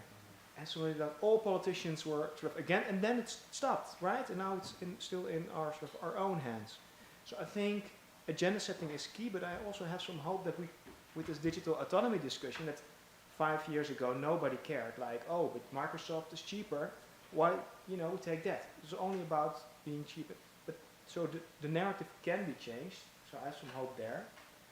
I think we really have to demystify technology indeed as sort of a neutral thing. Right, the science washing, I think what Raquel mentioned, that's very important. And what I do with my students, I have a class on digital transformation, is that at the start they have to do an algorithmic walk. I don't know the author, there's also an article on it, but I couldn't find the author of that article. So they have to design an algorithm, which is basically a set of instructions for themselves to have a walk in the Utrecht center. So, I don't know, turn left on, like when we enter a crossing, we take the road with a left, or we take the road that we don't know. But then they encounter the issue that, okay, what is a road? Because sometimes there's like a little path. Does it count as a road or not? And then they have to make a decision on what is a road. So what they discover in a very simple manner is that what programmers also do is that you encounter some things and then you have to classify and categorize. So it's like even like political choices, like very small ones, implicitly are made when designing such a system. I think that's something that we really need to demystify, and also indeed asking sort of the question before, right? Not just after the fact, like, oh, and is it transparent, but also, I was also at a keynote this week in the Netherlands by a legal scholar, Marije Hildebrand, and she has also published a lot on this issue, on these issues like these, and she has asked question 0, right? Like more like the basic question, what is it for?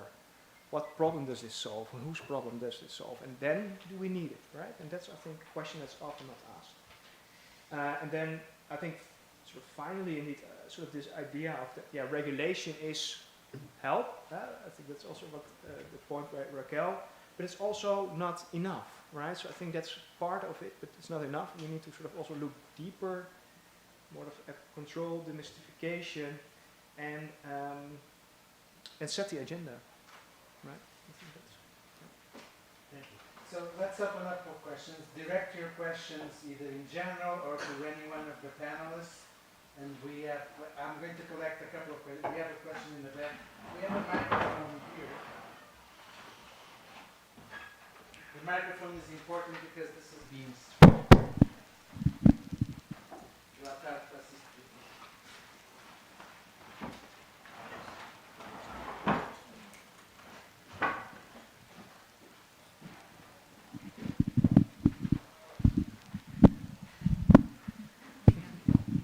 Thank you. So before I share my question, just let me do a disclaimer. I worked for Google Cloud up until 2022. And indeed, AI is very good for increasing cloud revenue. So my question is about one of the risks that I don't think that was approached in such detail in the conversation today. We've seen more and more tech leaders approaching politics, having their way out of influencing important decisions in public governance and that are related to the use of AI. And Portugal is not immune to that. We also have some tech leaders that have been taking roles in government positions. I'm not going to mention any names here. But I wanted to know your thoughts about this, because I think that it's a very sensitive and a blurry area when you start having people who have been on the dark side of the force, and I'm including myself in there, and then you're joining such an important position and being able to influence what the outcomes are going to be. Thank you. Let's collect a couple more questions.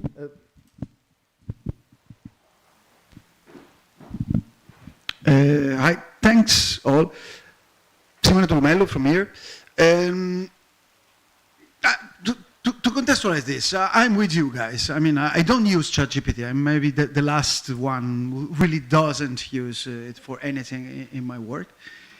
But, I mean, at the same time, this type of approach made me want to defend, or not really that. In a sense, you said you're not experts in AI in the stricto sensu, but still, we are discussing AI. And so my provocation here is, what is peculiar and different, both ontologically, but also technically, when we're facing LLMs and AI more general, than when we're facing algorithmic governmentality and the technology within government. I mean, yeah, there is a quantitative dimension, which is, that this stuff really uses a lot of energy, which is what Ines was pointing mostly at. But that could happen also with other instruments which are not pretending to simulate human intelligence. So I wouldn't call it ontological to AI. But there is something peculiar in this which has to do with instruments which try and replace us, or at least do like us, in the one thing that makes humans humans, which is language. I think that's really where things become more sketchy, more than with production of images or other type of AIs. So I would like to ask you, okay, but what about the language dimension of these beyond the critique that on which we all agree about, which you have centered your contributions on? More questions? One more, and then we listen to the panel. Okay, thank you very much. So I have a question which is more addressed to Ines because of the ecological issues. And I was wondering, I've thought about this a lot. I'm very info excluded, so I don't use, I'm a bit like Simon. But my question is, the fact is that everyone is using ChatGPT and all sorts of AI for everything. I mean, I see people asking Siri every 5 seconds whether it's cold outside or not. Oh, well, hot.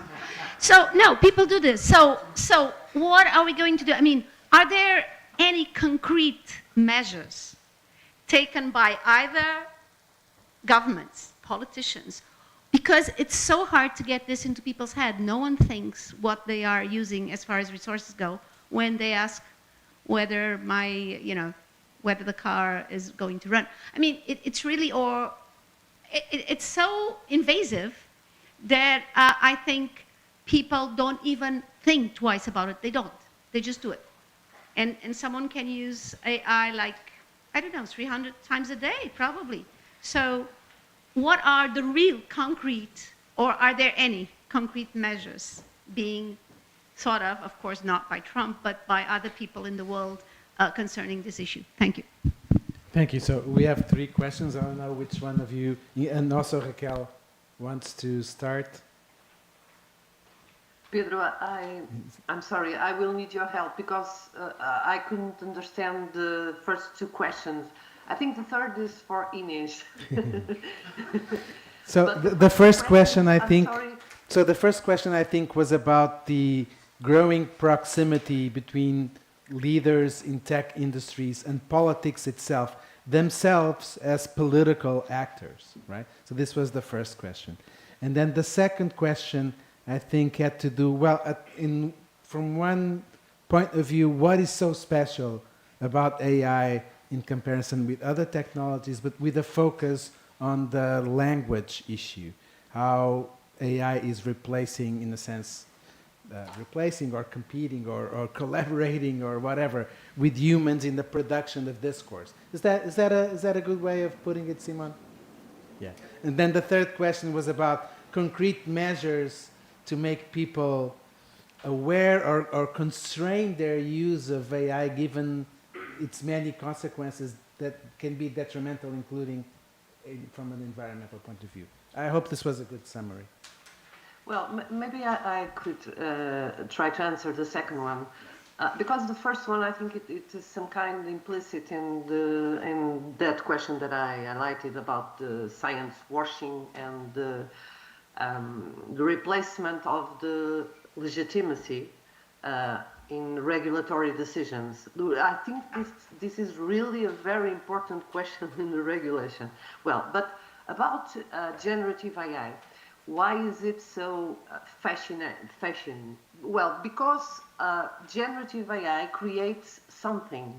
First, it creates text, it creates images, it understands the human language, and I think that is the point of more important why we are focused so much in generative AI. But I think I'm sorry, but what I'm going to say, but generative AI was the past, okay? The past. It's already the past.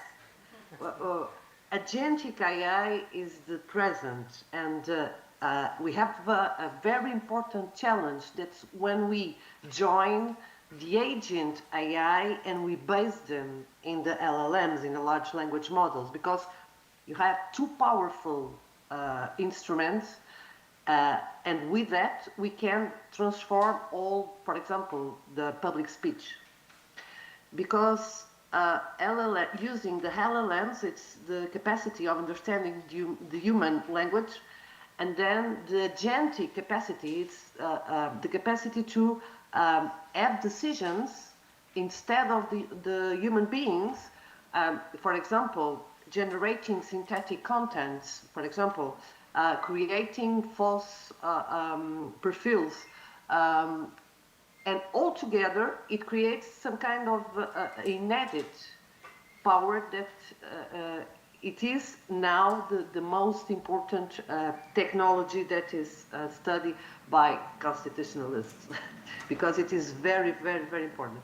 And their problems with explainability and with transparency are even bigger. But I think there is something, there is an idea that I would like to share with you, and with Stefan in particular. It's an idea that inspires me in my research also. There is idea that there is a psychological line that when crossed, AI collides with rule of law. That's when the machines make decisions instead of humans, and then humans don't understand this. And I think that's a very important idea. And there also another question. Because of this digital omnibus, we are going to have some kind of suspension in the AI regulation till the end of 2027. I think the courts and the judgments are going to be very important now, because they are going to fill the gap, you know. And there are two very important judgments on explainability that start to build some secure topics that very important. So we have a judgment for the European Court of Justice last year, although was about GDPR, of the automatized decisions, but it is very important because the court said that we can reclaim, how can I say that? I have the right to know exactly why a decision was taken. Exactly why, and a concrete output. And this is very important. And there is another one from Spanish Administrative Supreme Court last September. It is called Caso Bosco. And it was something about tributing social electric tariff.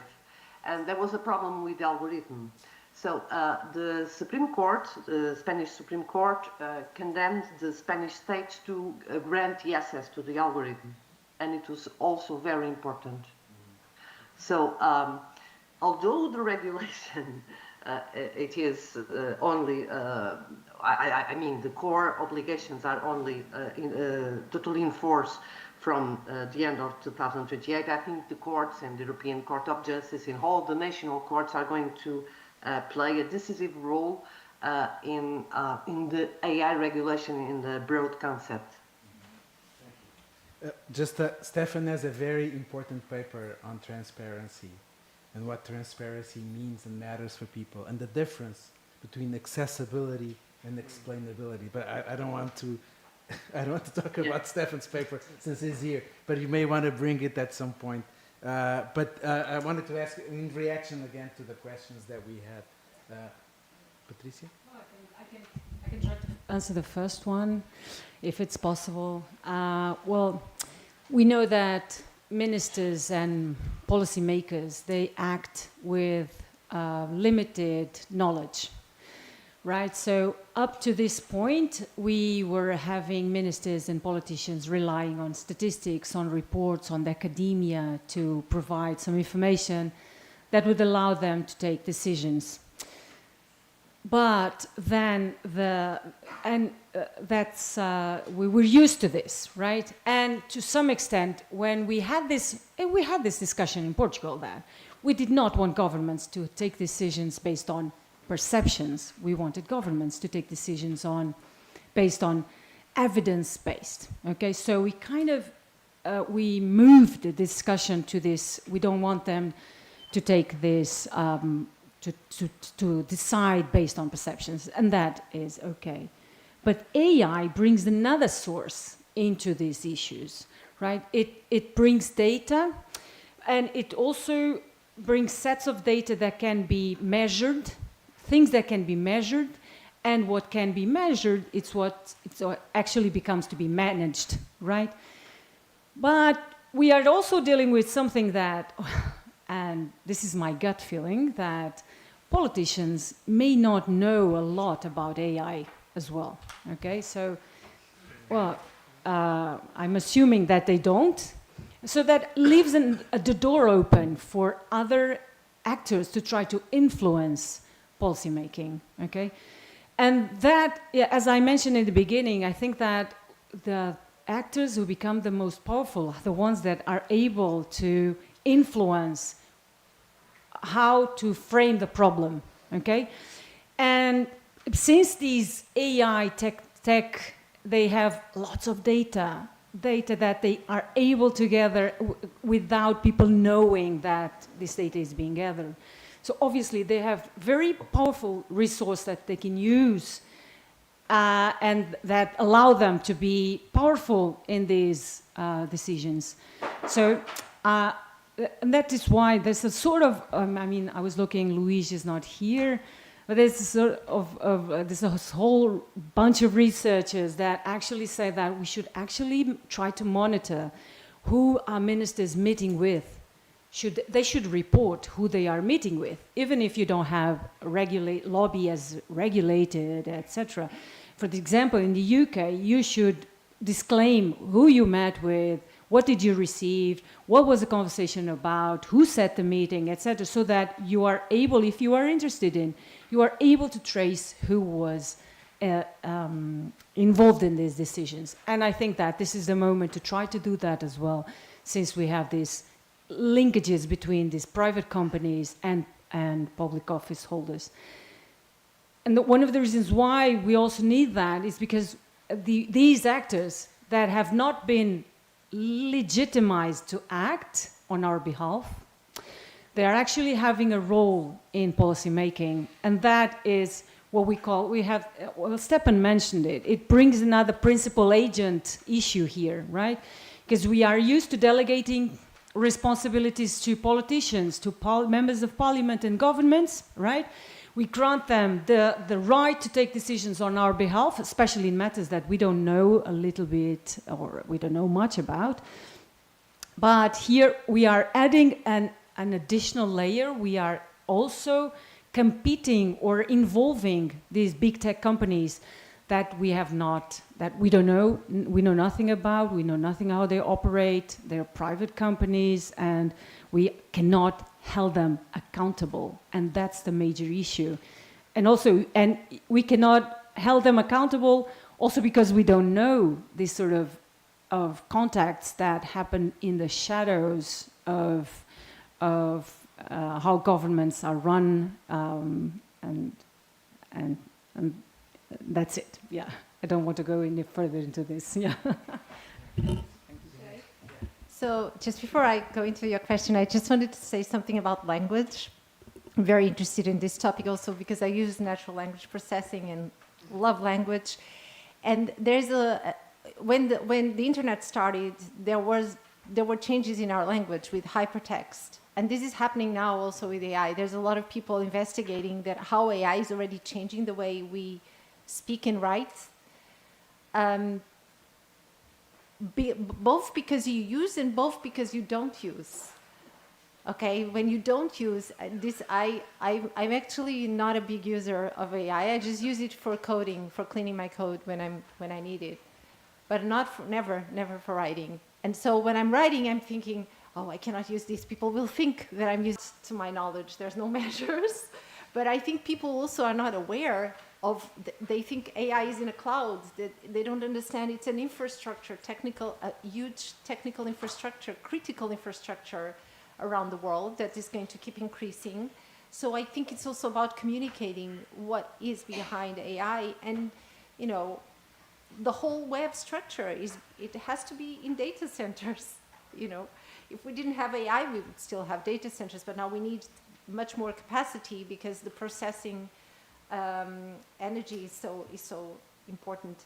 I did read about some experiments with distributed AI systems where they were trying to get small systems rather than big data centers distributed, where you would combine their processing power to do large tasks. But these are still very experimental, and they are not keeping up with the advancements that AI is having.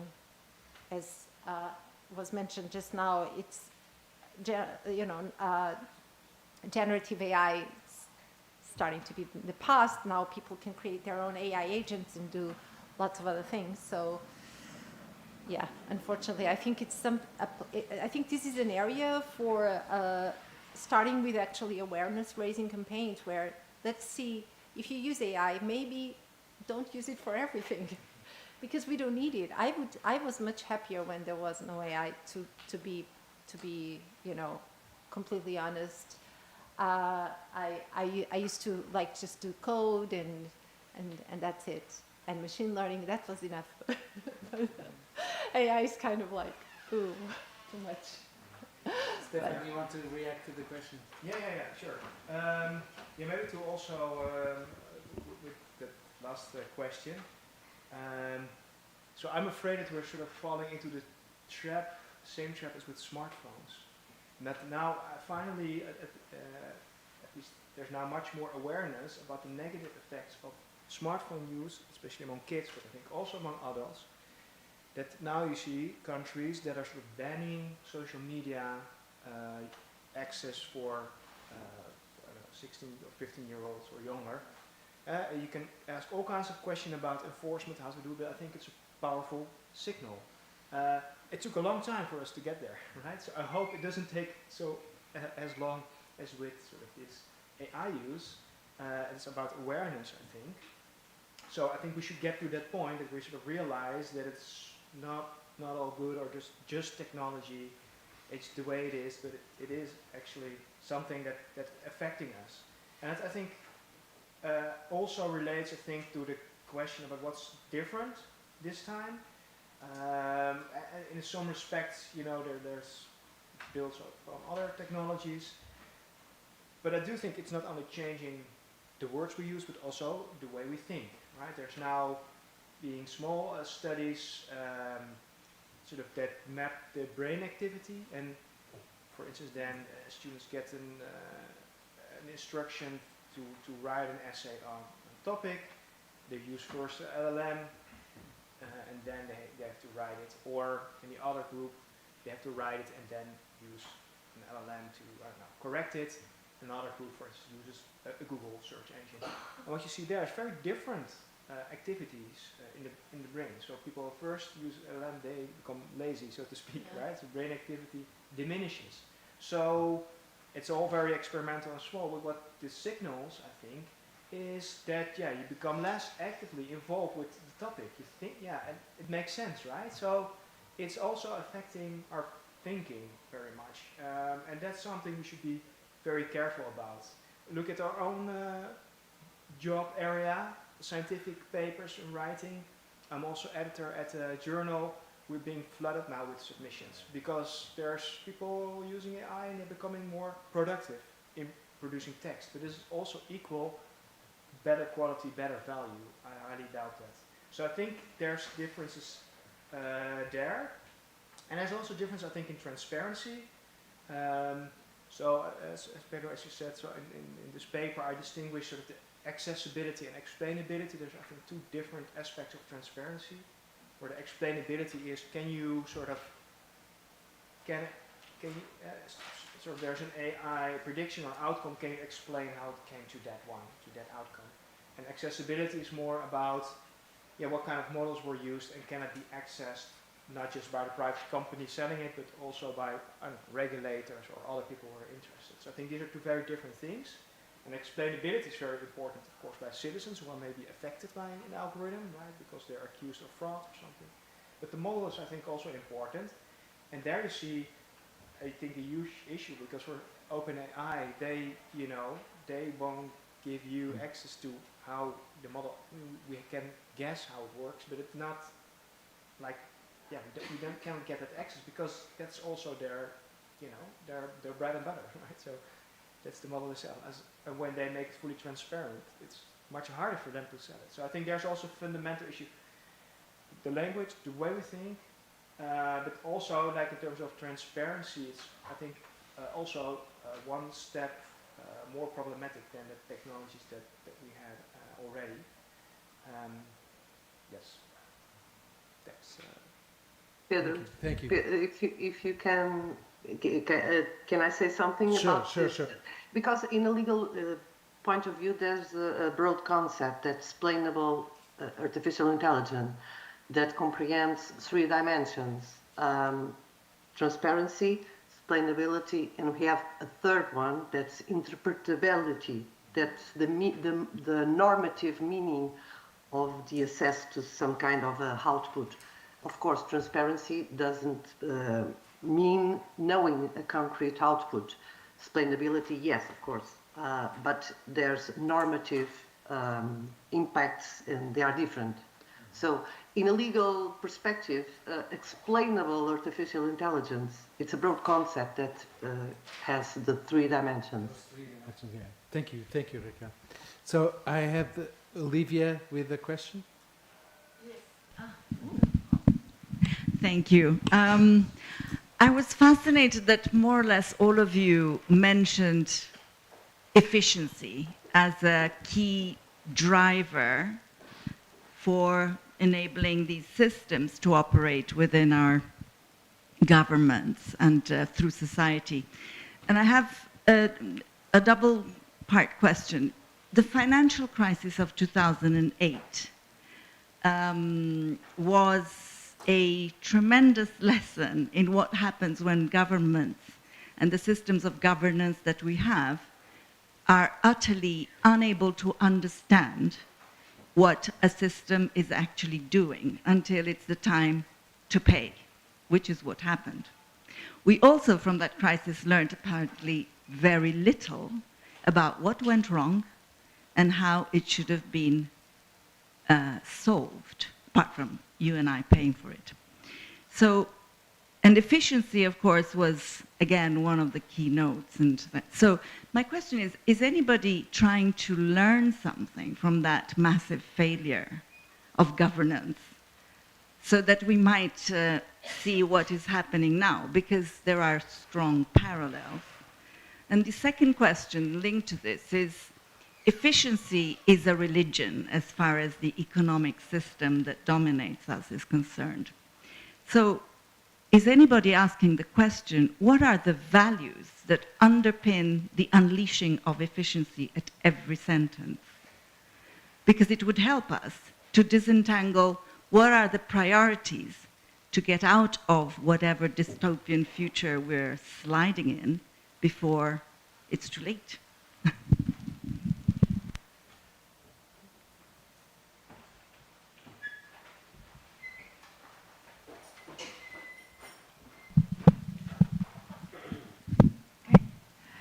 Thank you.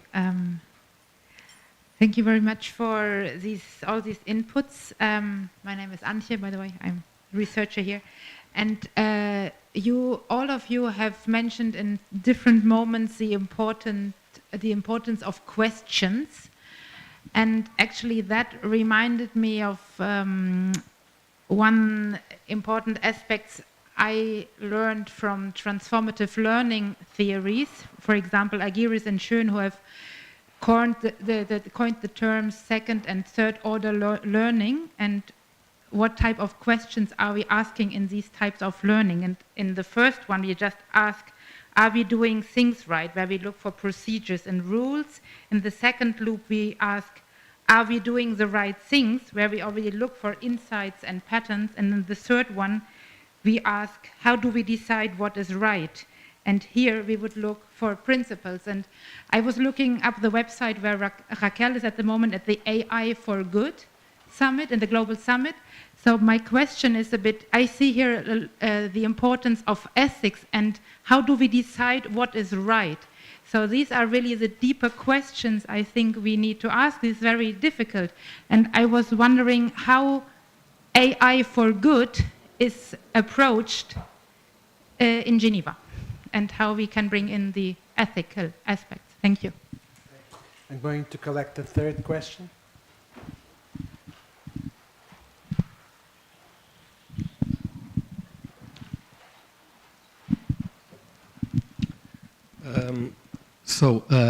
My name is Rui Bebiano from AMT, which is the Portuguese regulatory agency for transportation.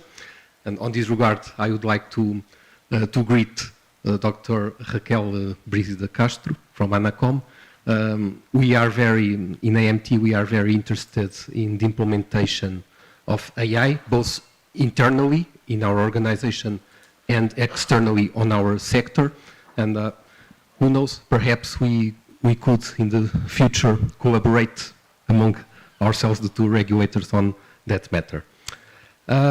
My question, I would say it's more directed to Professor Stefan. It has nothing to do with transportation. It is more of a provocative question about bias. In my humble opinion, I think that in discussions like this, we tend to stress too much the supposedly intrinsic relationship between AI and bias. Like whenever we are talking about an AI system, we say, oh, be careful, it might have some bias coded into it. And the other way around, perhaps, is even more dangerous, like saying bias, that's a thing of AI. That's a new phenomenon brought by AI systems. Well, I don't think that's correct. Bias is a human thing. Humans are the champions of bias, not AI. And so my question, if you allow me to frame it as an example, consider an institution that adopted this policy like this. You know what?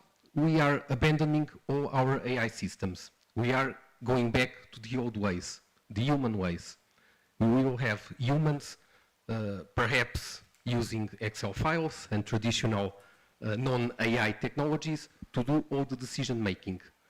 Well, humans have biases as well.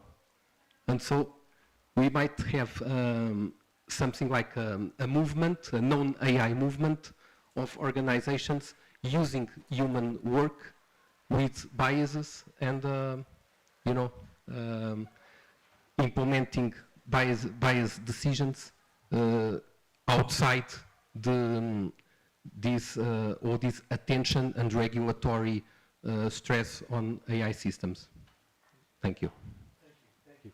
So thank you so much for the questions. And again, whoever wants to start. Can I start with the final question? Yeah. So directly addressed. So yeah, thanks. I mean, that's of course a very good question, and I think, of course, humans are biased, right? That's true. We should not. The risk is in a way that the technology is then maybe held to a higher standard than humans that are maybe also biased. I think there's two issues there. I think the first is, but technology is inherently human, so it's not outside of us. It's created by us. So our biases are in there, but it just appears as if it's something non-human, right? And that's, I think, the risk, that you elevate the human biases to a system where it seems that it becomes invisible in a way. I think that's more the risk than saying, indeed, like, oh, when we let humans do it, they will be perfect. No, I think that's not the case, and in that sense, you're absolutely right. And the second is an accountability problem, I see, that we use, or that's not specifically AI, but it's generally more like when the use of these technology in bigger systems, is that accountability relations become unclear, right? So who's responsible then for a mistake? Is it the system designer? Is the person working with the system? Some kind of quality control department. So the accountability becomes much more diffuse, and with the human, it's more easy to pinpoint, okay, this person was responsible for the decision. And of course, I'm not saying, oh, we should go back to only human decision making, but I think that's the two sort of responses I would have to your point, which is a good point. But, yeah. Pedro, I'm sorry, I have to leave because I have a conference. I'm going to make it. Switch the order. Raquel, you go first. I'm sorry. Of course. Just one little statement. It has to be the relation between ethics and law, of course. Well, one thing is law is binding rules. Another thing is the ethics. And we should not confuse those two concepts. And it is especially very important in AI, exactly because of ethical washing. Yeah, that a lot of people in the market invoking ethical principles to create an appearance of compliance just to avoid meaningful legal obligations. Well, and we must separate exactly because they can complement each other, but for example, according to the AI Hat, you have binding rules and then you have the codes of conduct. And the codes of conduct are in the context of ethics, but they are not mandatory. They are facultative. So the separation needs to be very clear. Okay, thank you, Pedro. Thank you so much, Raquel. Thank you so much. Inês. Okay, I just wanted to add to this answer. I think it's also, if you had this company that goes AI rogue, the opposite of AI rogue, I think. Yeah. So then it's a matter of scale, because the bias here has a scale that you have never seen. I think it's a matter of scale. And there's a study, the name of the paper is something like AI Hive Mind, that was done by OpenAI researchers, and they concluded that actually they tested several AIs, I think 80 AIs, different ones, models, and the answers were very similar. So they called it the hive mind. There is a homogeneous tendency in AI. So if you have some bias, the scale is not one model, it's all of the models. So I think that's where the concern of the bias is even greater. It's not that it wasn't there before. I just wanted to add that. If I go into Olivia's question, I'm going to talk about the problems of our economic system and why it's just failing everyone, and the obsession with economic growth and the obsession with efficiency and effectiveness rather than well-being and inclusion and all of that. So maybe that would be out of scope for me. So I will not say too much on that. On the learning aspects, first, third, I'm also kind of familiar with that. This is what the black box kind of prevents you from doing, but this is what we really should be doing. And I'm not a legal at all expert.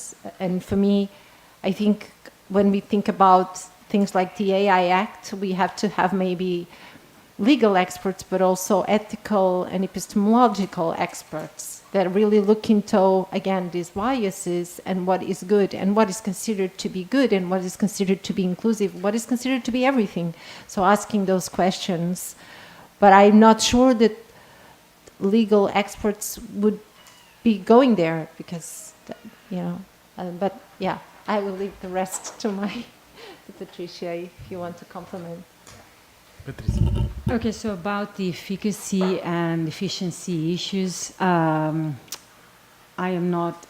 feel like I'm the half empty glass, because I feel that we will eventually learn when things go wrong.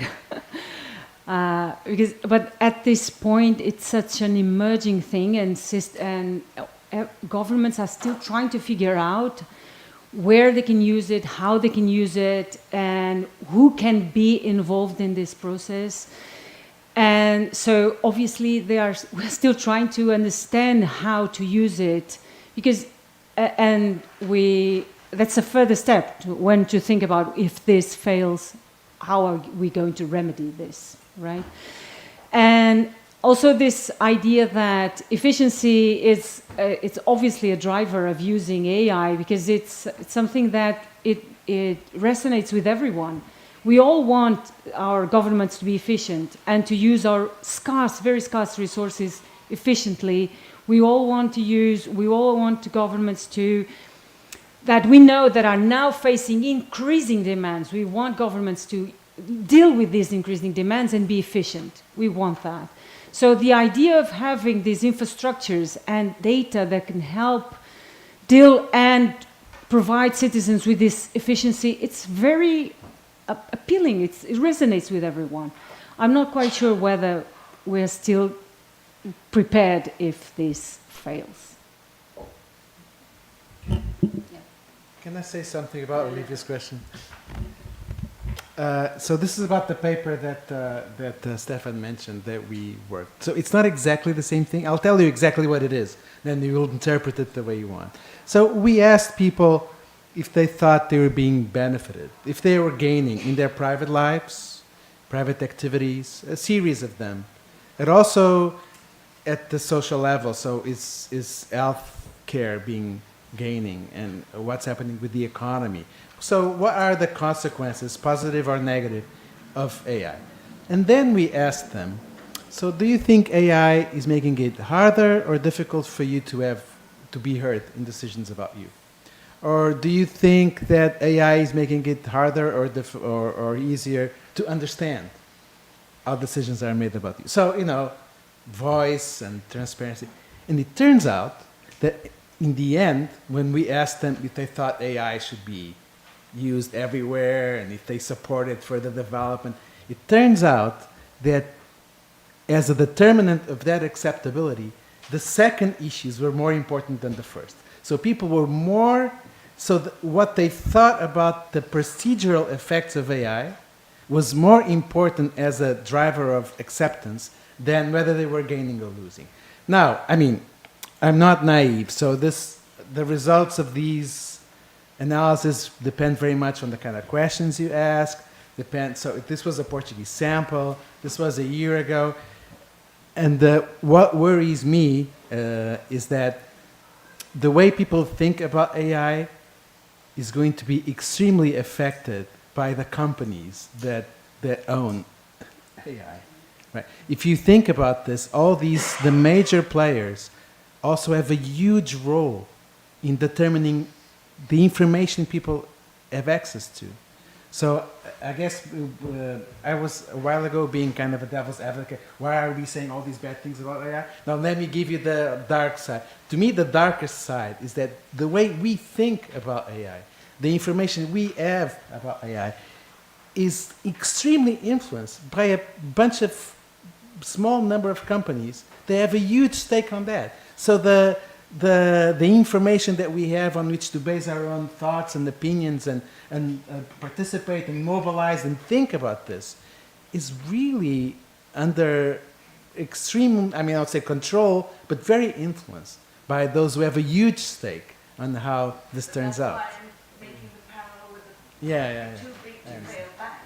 Yeah. It was, and it was smaller than what this is. Yeah. But we could learn something about how we failed to understand what was going on and to deal with it.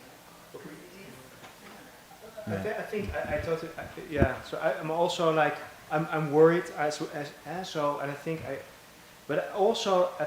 and that's, I return to an example of the sort of the digital autonomy debate. That makes me hopeful that, because I think there you see that the narrative changes more from efficiency, a bit more to like, what are the public values, what is important to us.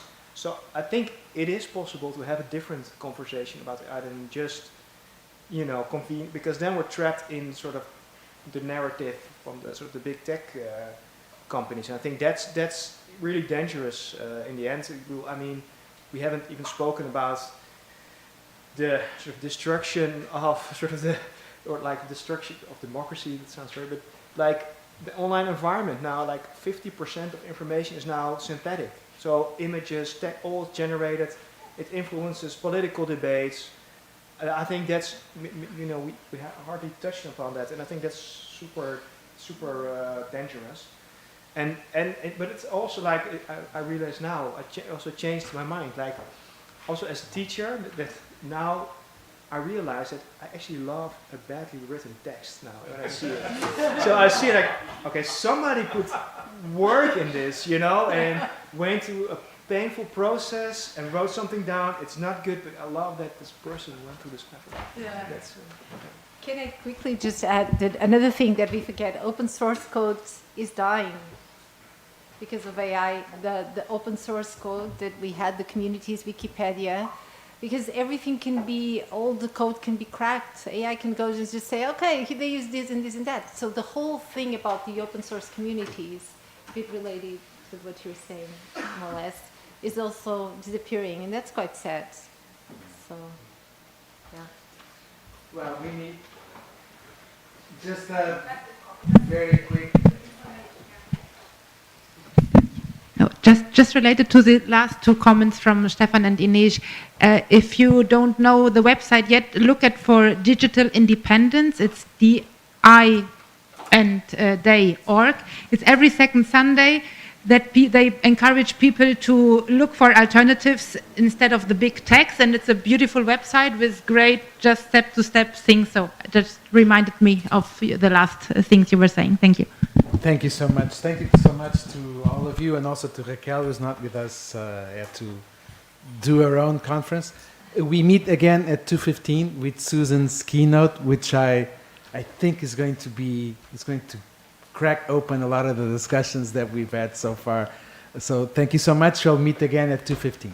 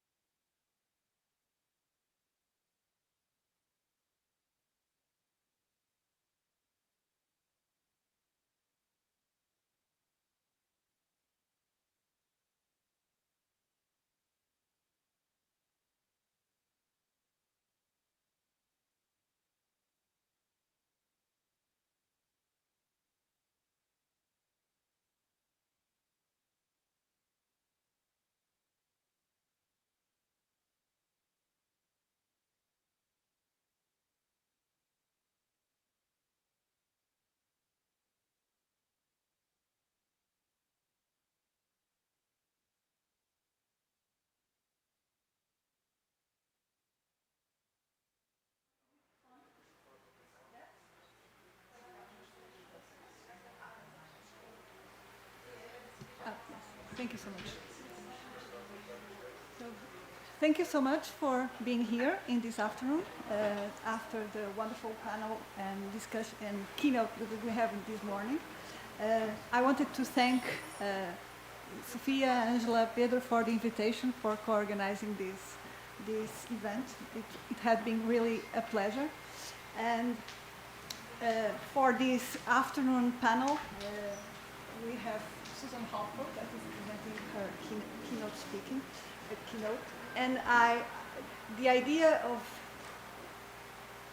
I have been reading your work already, but at the time they invited me to co-organize this, I had finished listening to the podcast from Bristol about claiming tomorrows. So who claims the future, what futures are being claimed, and how are they being claimed? So I thought it was a very interesting way of framing and looking at this topic of AI, that it's so broad and difficult to understand. And I think Susan's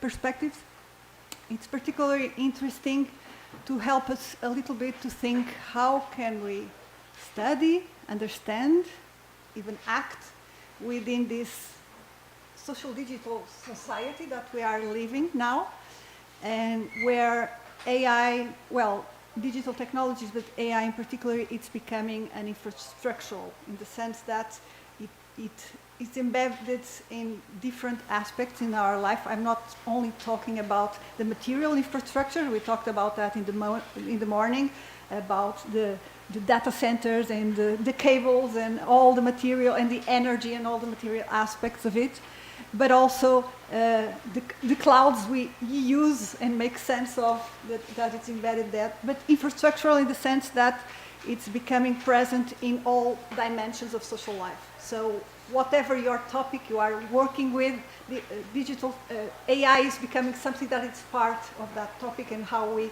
understand and make sense of society. And it's has a role, it's playing a role in the way how we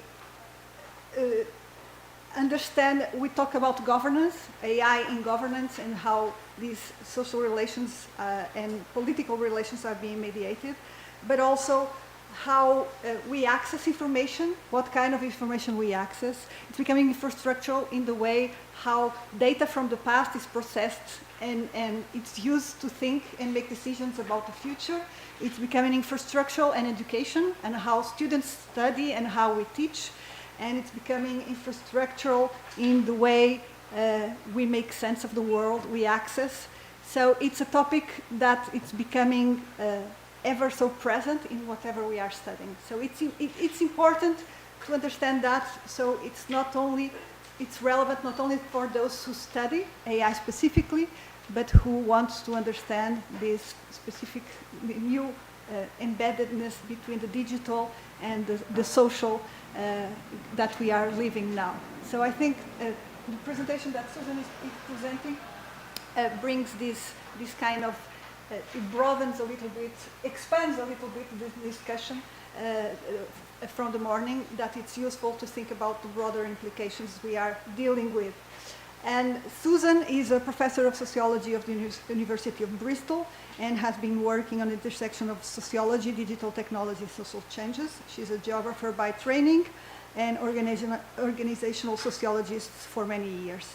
And she was the founding co-director of both the Web Science Institute, but also the Bristol Digital Future Institute, and is currently co-director of the ESRC Center for Social Digital Futures. And her recent research explored the politics and practice of digital data, devices, and infrastructures, with specific attention to the process of creating and intervening in emergent social digital futures. And I leave the floor to Susan. Okay.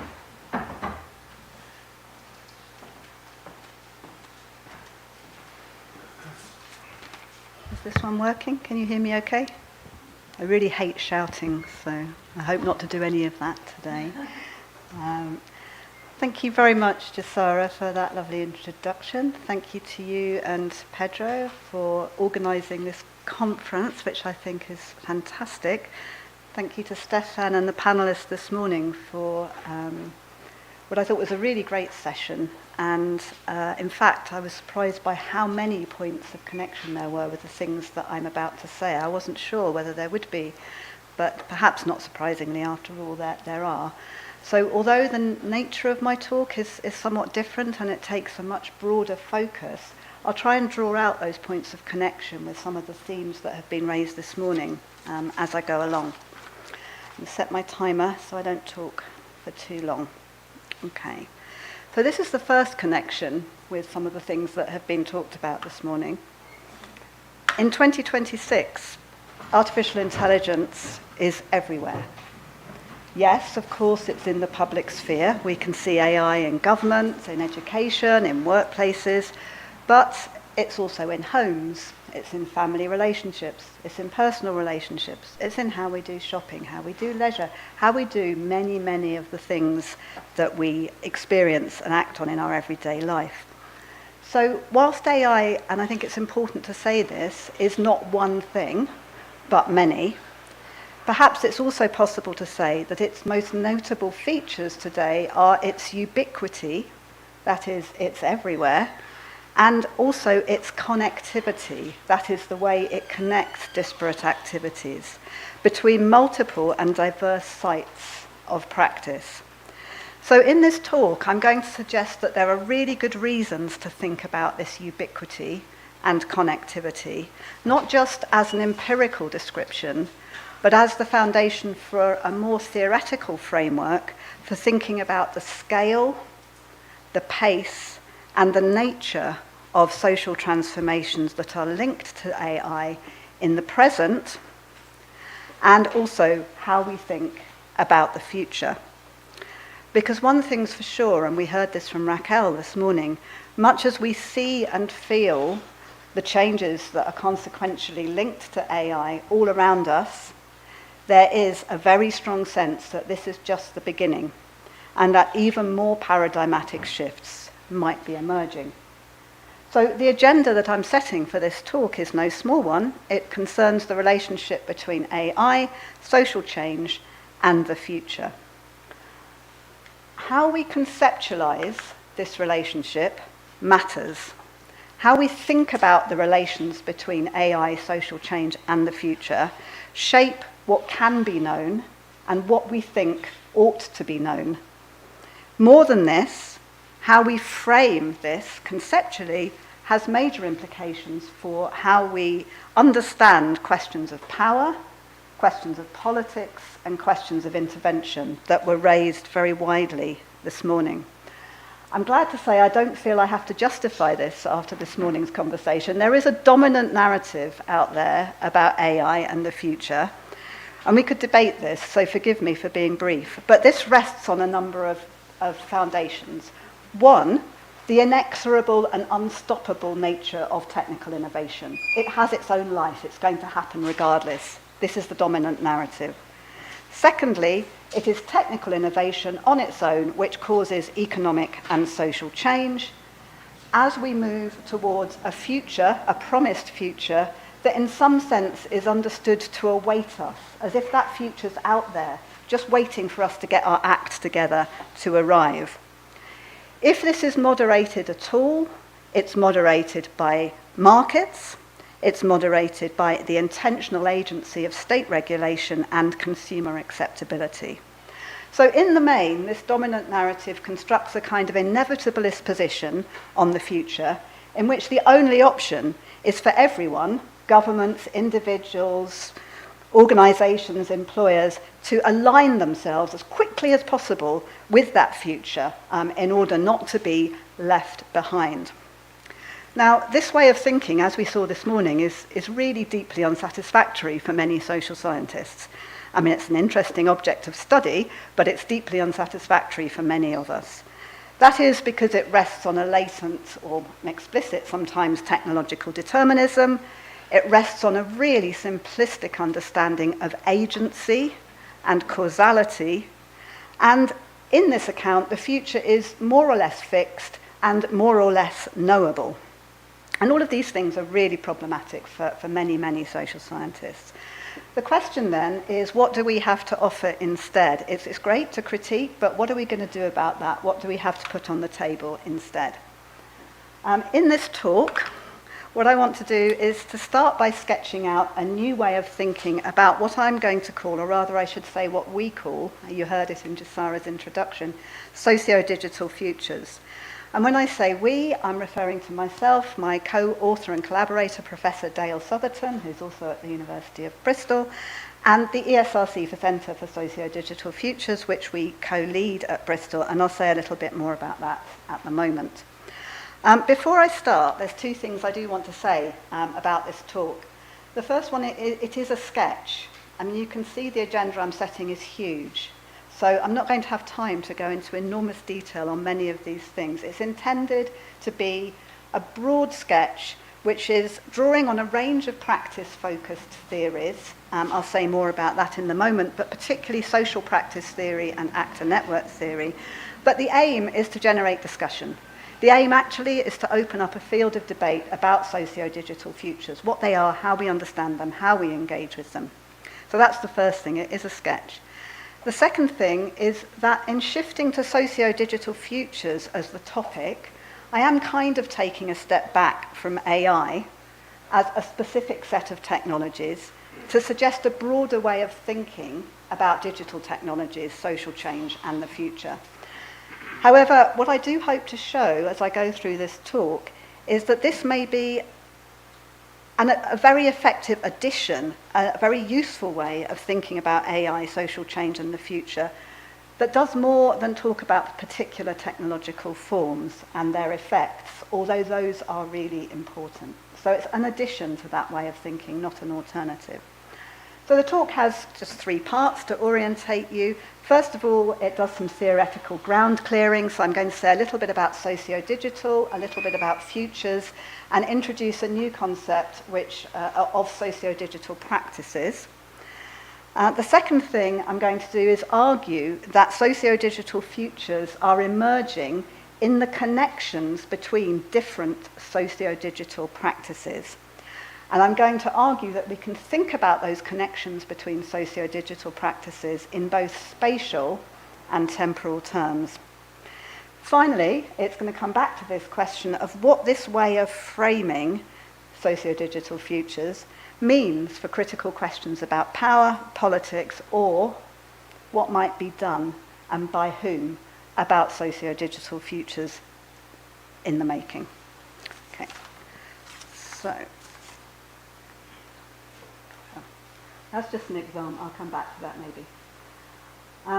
So let me just do some ground clearing on socio-digital. This, not surprisingly for many of you in the room, follows the lead from a more familiar term, that term socio-technical. The term socio-technical appears in many different disciplines and fields of research. I won't go into all of those now. How I take that is that it insists, socio-technical insists, that it is impossible to distinguish categorically between the things that are social and the things that are technical. From this perspective, everyday life is assembled from combinations of heterogeneous elements, both human and non-human, that are variously conceptualized as networks. Actor network theory would talk about networks, assemblages, Deleuze and others would talk about assemblages, or phenomena. If you're into agential realism, Karen Barad and those like her would talk about phenomena. We talk about practices as partly because it draws in social practice theory, which is another part of that intellectual heritage, but also as a way of encompassing all of those different approaches, which depend on attention to practices and the things that are done as a way of understanding the world around us. Attention to practice, in a broad sense, moves us beyond this dominant framing that I just spoke about, where on the whole, people talk, not these people, those people, talk about the impact of technology on society, as if technology is something separate and society is just sitting there waiting to be impacted. That's quite problematic. It also moves us beyond the idea that there is a set of things called social, a set of things called technical or digital, and that sometimes these come into interaction with each other. Instead, this kind of approach insists on the this is a very Baradian language, but insists on the entangled agencies of different entities and their effects. I can say more about that. We talk more about intra-action than inter-action, if that's helpful to say that now. So in switching to the term socio-digital, we are, in part, it's a pragmatic choice. We are making a decision about our entry point into what we're interested in. And what we're interested in is the entanglements of what might formerly have been known as the digital and the social. We're interested in the entangled agencies of the digital and the social. And we are interested in what socio-digital entanglements are assembled, where, when, and how. And from this, we introduce the term socio-digital practices as a key concept. This is a term that we can use to explore how the social and the digital are put together in networks, assemblages, or practices in everyday life through the intersection of multiple and diverse entities. So that includes digital technologies. It includes other kinds of materialities, other kinds of infrastructures, but also other kinds of materialities, including bodies, actually, I would include in that. But it also includes other kinds of entities, such as everyday understandings, skills. We were talking this morning about framing and values. It includes values. This is what we're trying to pull together in thinking about socio-digital practices. And these may take place in multiple sites. They take place in homes, they take place in data centers, they take place in corporate boardrooms, product design studios, and so on.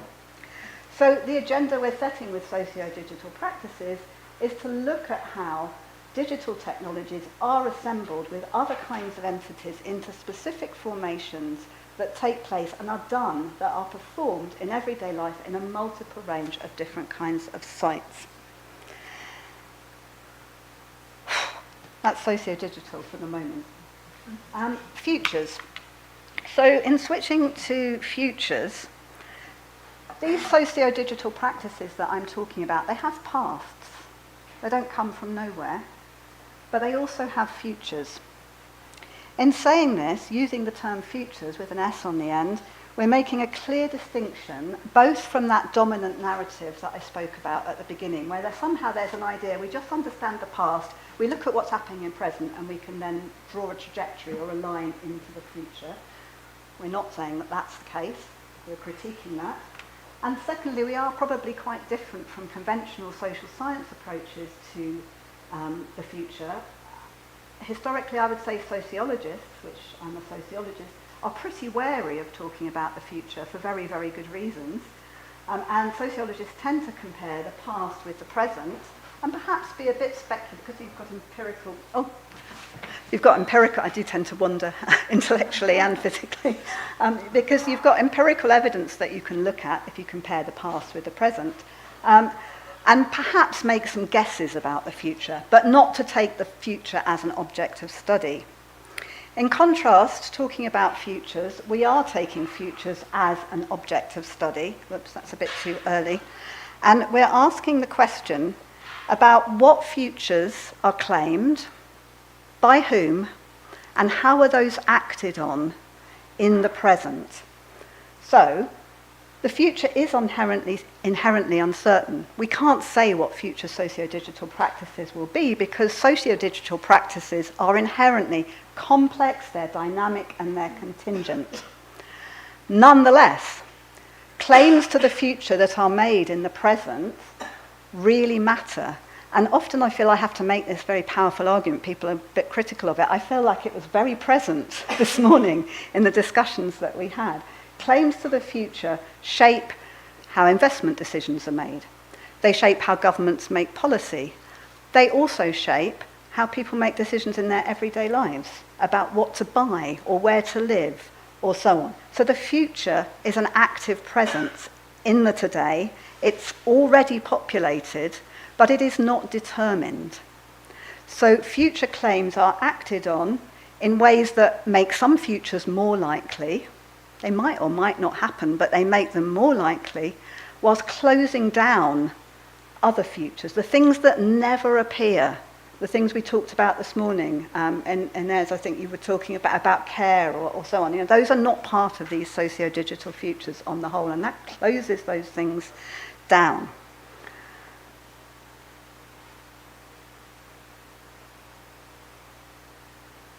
We can think about that. This is this morning, you know, the dominant narrative about AI. I don't know how it is so much in Portugal, but in the UK, Keir Starmer wants to mainline AI into the UK economy. He wants an AI data centre at the end of every street in the UK. So these kinds of future claims have very real material consequences, is what I'm saying. Opening up some futures whilst closing down others. Sorry, I'm repeating myself there, but hopefully that's helpful.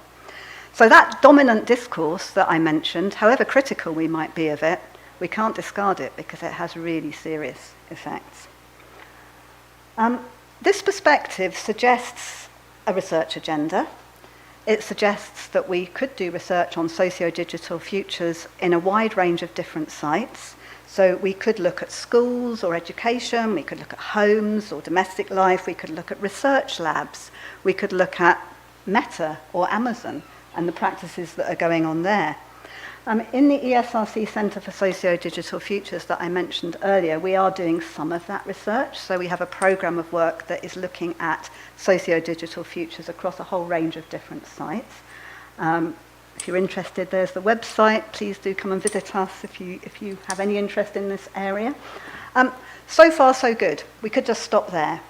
Actually, we can't just stop there, because looking at particular practices in particular sites and places or times is interesting, but my problem with it is how does it help us to answer some of the really big questions that we still have about AI, social change, and the future?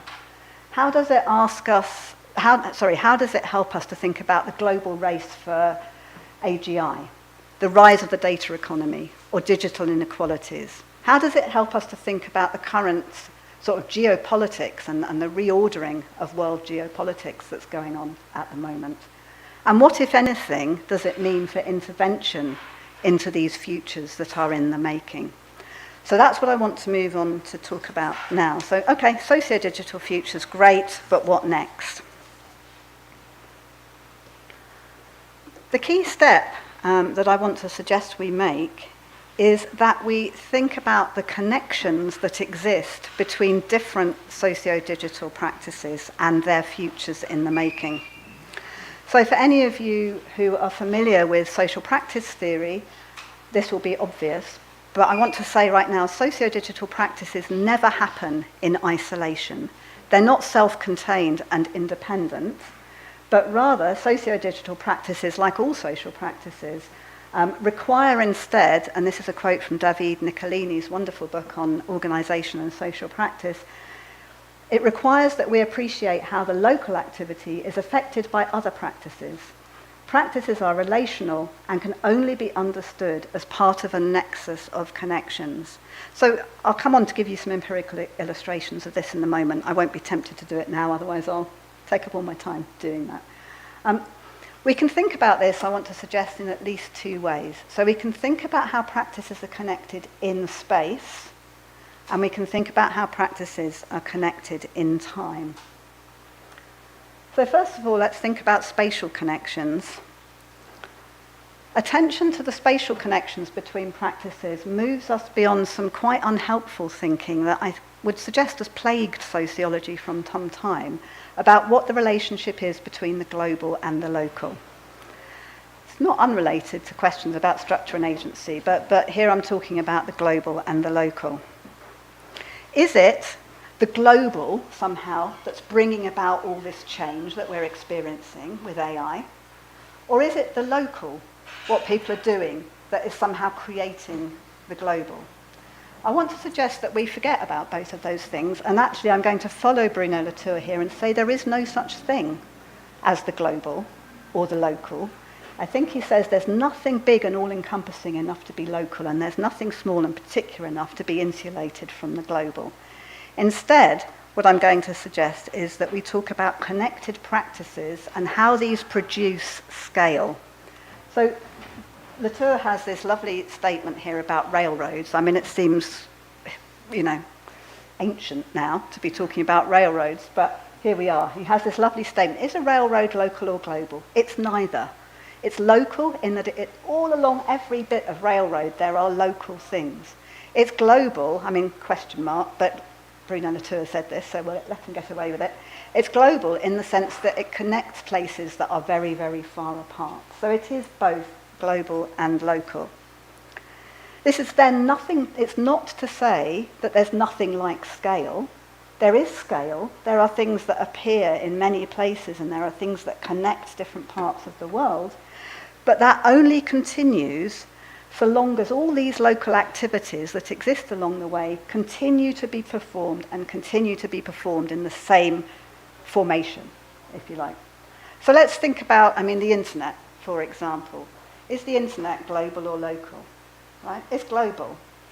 But it's also very local in that it's comprised of servers, it's comprised of fiber optic cables, it's comprised of security standards, it's comprised of all kinds of physical infrastructure, as we were talking about this morning, that exists on the ground. It's comprised of governance bodies, you know, ICANN or W3C or the protocol bodies, so on and so forth. And I'd argue that we can say the same about AI. And I forget who it was this morning. Somebody said something about the cloud. Was it you, Stefan? The cloud just being a marketing pitch. You know, AI isn't in the cloud. AI is somewhere. AI is a physical infrastructure that is materialized. But more than that, as I think many people said this morning, AI is not only a physical infrastructure. It's not only a technology, but it is also a set of values, a set of legal regulations, a set of political dispositions, as well as the things that people do. However many, 53% of the population using GPT within the first 3 years. I mean, if nobody used it, it wouldn't be happening, right? So it is this kind of assemblage, if you like, of practice. That's kind of what I'm getting at. So that's in space. Similarly, I want to suggest that socio-digital practices are connected not so much over time, but in time, as they are done in time. This is to challenge that idea that all we can look at is linear change over the years or over the months, and we draw a graph and we say, oh, this is the rate of change, or this is the cycles of change, or duration, or whatever, over time. Looking back, we can do that.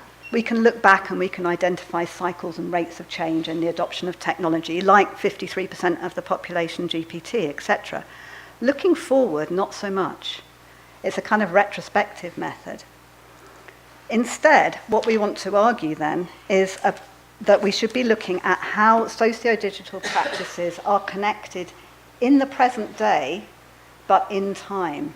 And I'm going to give you 2 examples of this, perhaps neglected forms of temporality in this area where we're more used to thinking about change over time. The first one is sequencing. So how are socio-digital practices connected in terms of the order in which they're connected? What order do socio-digital practices connect? Now that matters. We might think, for example, about all of the practices that comprise AI innovation and those that comprise AI regulation. Generally, those are sequenced in time, as we heard from Raquel this morning. We have innovation, and then we have attempts at regulation, which comes second. What would the world look like if we had regulation first and innovation second? That might look very different. Might not be possible, but it would look very different. It's not only about technical innovation, it's also about how technologies become part of everyday practices. So we might think, for instance, about a household decision to invest in upgraded internet connectivity at a time that their children go to secondary school, or at a time of retirement when perhaps they've got more money to spend on a new computer or a new internet connection or something. So there's all forms of sequencing that are going on in socio-digital practices and connecting them to each other. The second one is synchronization. So not only the order that things happen, but which things happen together. So what things are happening at the same time? We could think here, for instance, we've been doing quite a lot of work on digital borders, and particularly the introduction of AI and facial recognition and biometrics into digital borders. And that's, of course, that is represented by the tech companies as this wonderful new technology that's going to secure borders and do whatever. Let me not get into that right now. But what's also happening at this time is we're seeing the rise of anti-immigration populism. We're seeing the domestication of biometrics on our phone. We're all increasingly used to, whenever we put on our phone, facial recognition so we can get into our banking apps. Well, maybe that's just me, but I don't think it is just me. We're seeing the end of global free trade, actually, or we're seeing at least a reshaping of global free trade. So we can only really understand digital borders and the use of AI in digital borders as being the result of connected practices that are happening across all those different domains, across the military, across global markets, across domestic use of technologies. And it's those connections which are producing the particular formation around digital borders, arguably. Okay. So far, this is an argument for a different way of thinking about digital technologies, social change in the future. This is just a summary. Spatial and temporal connections happen across multiple practices with contingent outcomes. And I'm going to come on now to the question of deliberate efforts. So governments will tell you, or tell us, that they're making deliberate efforts to coordinate spatial and temporal connections. But I want to suggest that these are always partial and limited. I'm going to explain why. So the question is, what does this mean for issues around power, around politics and intervention? Any of you who are either familiar with or critical of social practice theory or actor network theory might be familiar also with the idea that these theoretical approaches have nothing to say about politics. I actually couldn't agree more. I could agree more. I couldn't disagree more. I think that's a fundamental misreading of these approaches, and I want to explain why. The missing piece of the puzzle in all of this is power. How do we think about and conceptualize power? Here again, it won't surprise you to know that we follow Latour and Foucault and others who theorize power not as a substance that is held by individuals, that is owned by individuals and can therefore be exercised over others, but rather see power as the capacity to affect the actions of others without assuming in advance where that power lies. Now, this is a subtle but crucial distinction, which insists that power is produced at the level of action. It's produced at the level of things that get done. It does not, and this is a quote, I should say, from Nick Fox and Pam Aldred, power is produced at the level of actions. It's not outside or beyond the flow of assemblages, but it's in the flow itself. It's a momentary exercise of one relation over another. Now, that's not to say that stable and extensive forms of power don't exist, but it is to say that those don't exist because Elon Musk has all the power. They exist because they are the effect of multiple overlapping and variously successful practices, to quote John Rawl and Vicky Singleton. So we were talking this morning about governments signing contracts with the tech bros, with the big tech companies. It's not because Musk's got the power that governments are, well, Musk, I'm going to come back to Musk actually. Let me come back to that point because I'm getting ahead of myself, but I've got something to say about him and Zuckerberg as well, and all of those tech bros. So the theoretical perspective is appreciating the ability of some practices to orchestrate and align others, make it possible to account for the appearance of institutional hierarchy and for different capacities to act. Okay, here we are at that bit. So this is not to say that Musk, Zuckerberg and the tech bros don't have rather extraordinary coordinating capacities. Clearly they do. They have all kinds of coordinating capacities. But, and this is the really important point, it is the call for an analysis that traces the connected practices through which power is assembled in particular spaces and times. So it is to trace how governments are signing contracts. Who are they meeting with? Somebody was talking about that earlier. How are governments, what contracts are governments signing? With which tech companies? Under what terms and conditions? What do they expect for them? How are they taken up by their administrations? What are they used for and not used for? How are they resisted and not resisted? So instead of saying, well, it's just because Musk controls the world, it is to say, let's look at the forms of agency that are contingent upon the various sites and practices that are connected in the take-up of different technical systems. I've got a feeling we might want to talk about that quite a bit more, but I'm just going to leave that there for the moment. So I want to circle back to the beginning now and go back to some of the questions that I set right at the beginning.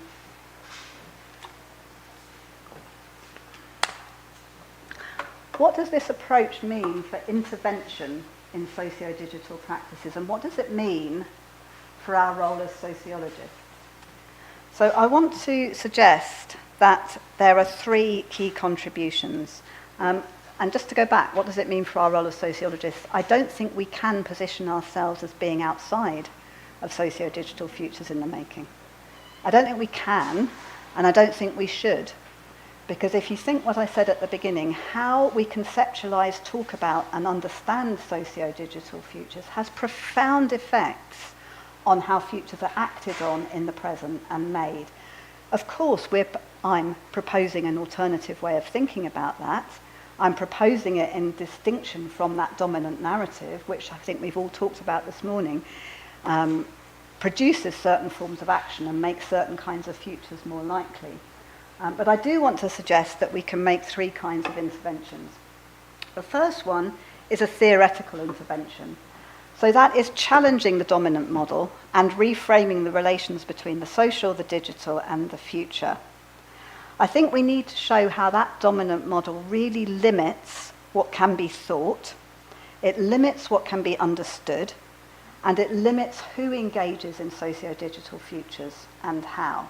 If it's just inevitable, what's the point in doing community participation, right? If it's just coming anyway, we might as well not bother. So the way that we think really shapes the kind of futures that might be made.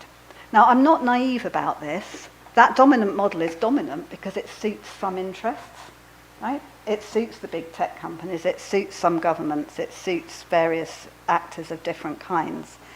However, there are other actors for whom it does not suit, and I think it's important that we think about that a bit more.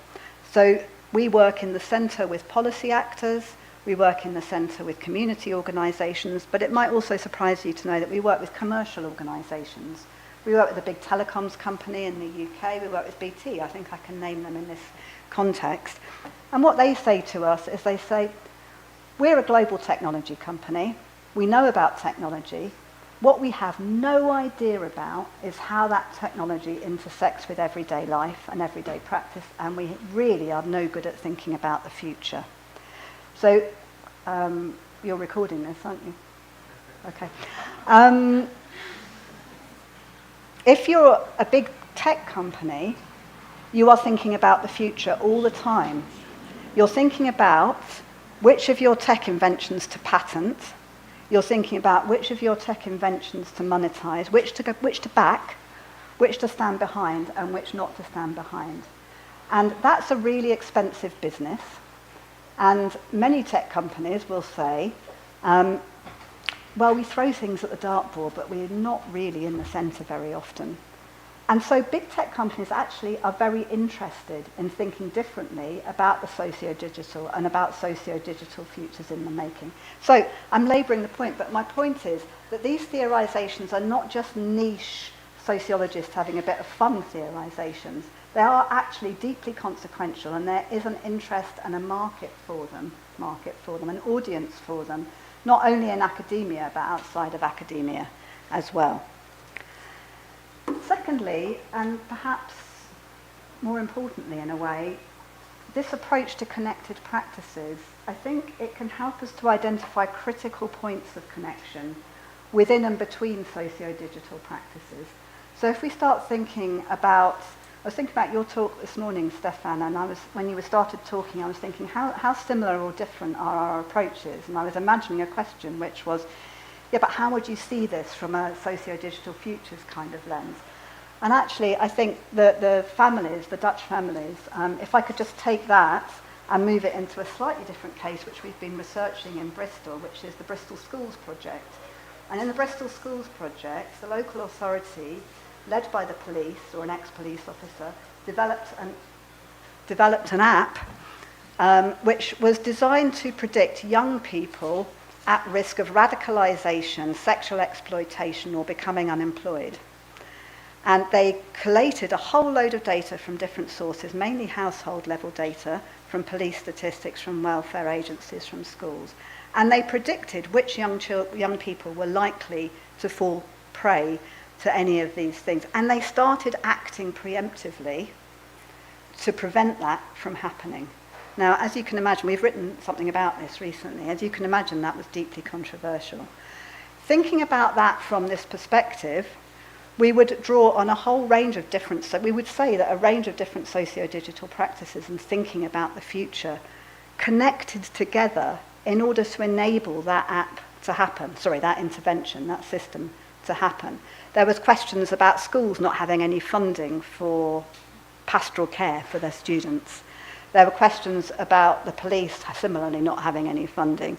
There was also a whole load of stuff about geographical segregation and racism that was going on in Bristol at the same time. So I won't go on, but the point is a whole different range of socio-digital practices were connected and culminated in that system being built. So you couldn't understand it as it was just one bad person who wanted to build the system. You couldn't say it was just techno-optimism, that was all it was. It was the combination and connection of all these different practices that enabled it. They've closed it down now, by the way. Good to know. So that's just an example. So my point is, in closing it down, I would say, actually I haven't talked to the person who wrote this, but perhaps the most vulnerable connection there was between the city council and local activists. And that connection was disastrous. I mean, the city council really prided itself on having a good relationship with local community organisations, particularly with the Somali community in Bristol, and this just wrenched that connection apart. And it was in the breaking up of the connection that the resistance came and the app came to an end. So looking at where practices connect, but also where they might be vulnerable to disconnection, is a really interesting way, I think, of thinking about where we might focus our efforts. You know, I'll come back to this in a moment. The third point I want to make is this really has consequences for us as sociologists, because how we think about intervention around AI is not necessarily the same as how we might think about it around class politics or housing politics or the forms of social action that we're used to. I think it does call on us as social scientists to be very responsive and nimble, to respond quickly and dynamically to the politics and, as I said, the critical points of connection, the critical moments where our voices and our contribution might have the most effect.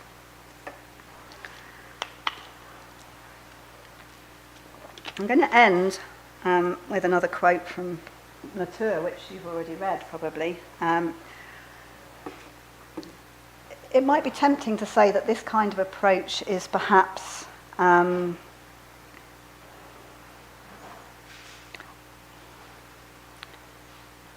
trying to choose my words carefully. This approach seems rather different from conventional approaches to politics, perhaps.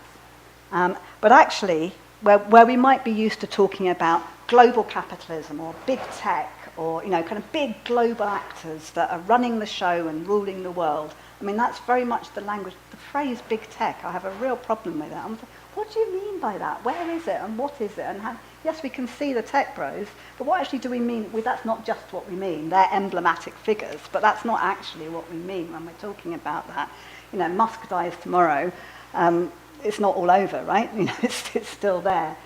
But instead of that, I think I would say that I find this approach rather empowering, and actually more optimistic than traditional approaches to thinking about these things. And here I am quoting Latour again, and you've read it, but I'm going to read it anyway. If you have to fight against a force that is invisible, untraceable, ubiquitous, you will be powerless and roundly defeated. How do you fight global capitalism? It's only if forces are made of smaller bits whose resistance can be tested one by one, and this might be where some of the legal interventions would sit, that you might have a chance to modify a given state of affairs. So, just a few words by way of conclusion. This offers a different way of thinking about AI, social change and the future, and it centres on multiple forms of connection between different sites and different times of practice. One of the things we're working on thinking about is how to characterise these connections, both in time and space, or through time and space. And this is very early days, but we're thinking about how the topology, the texture, and the reach of connections are. So what shape are the connections through time and space? What's the substance, the nature, the texture of the connections through time and space? And how far do they reach through time and space? And we're thinking about that as a kind of holding position for an analytical framework to explore the nature of connections between socio-digital practices. In doing so, we are setting our sights high for sociological theory, and we're setting our sights high for the difference that this might make, not only in thinking about socio-digital futures, but also in doing them. And I'm going to stop there. Thank you.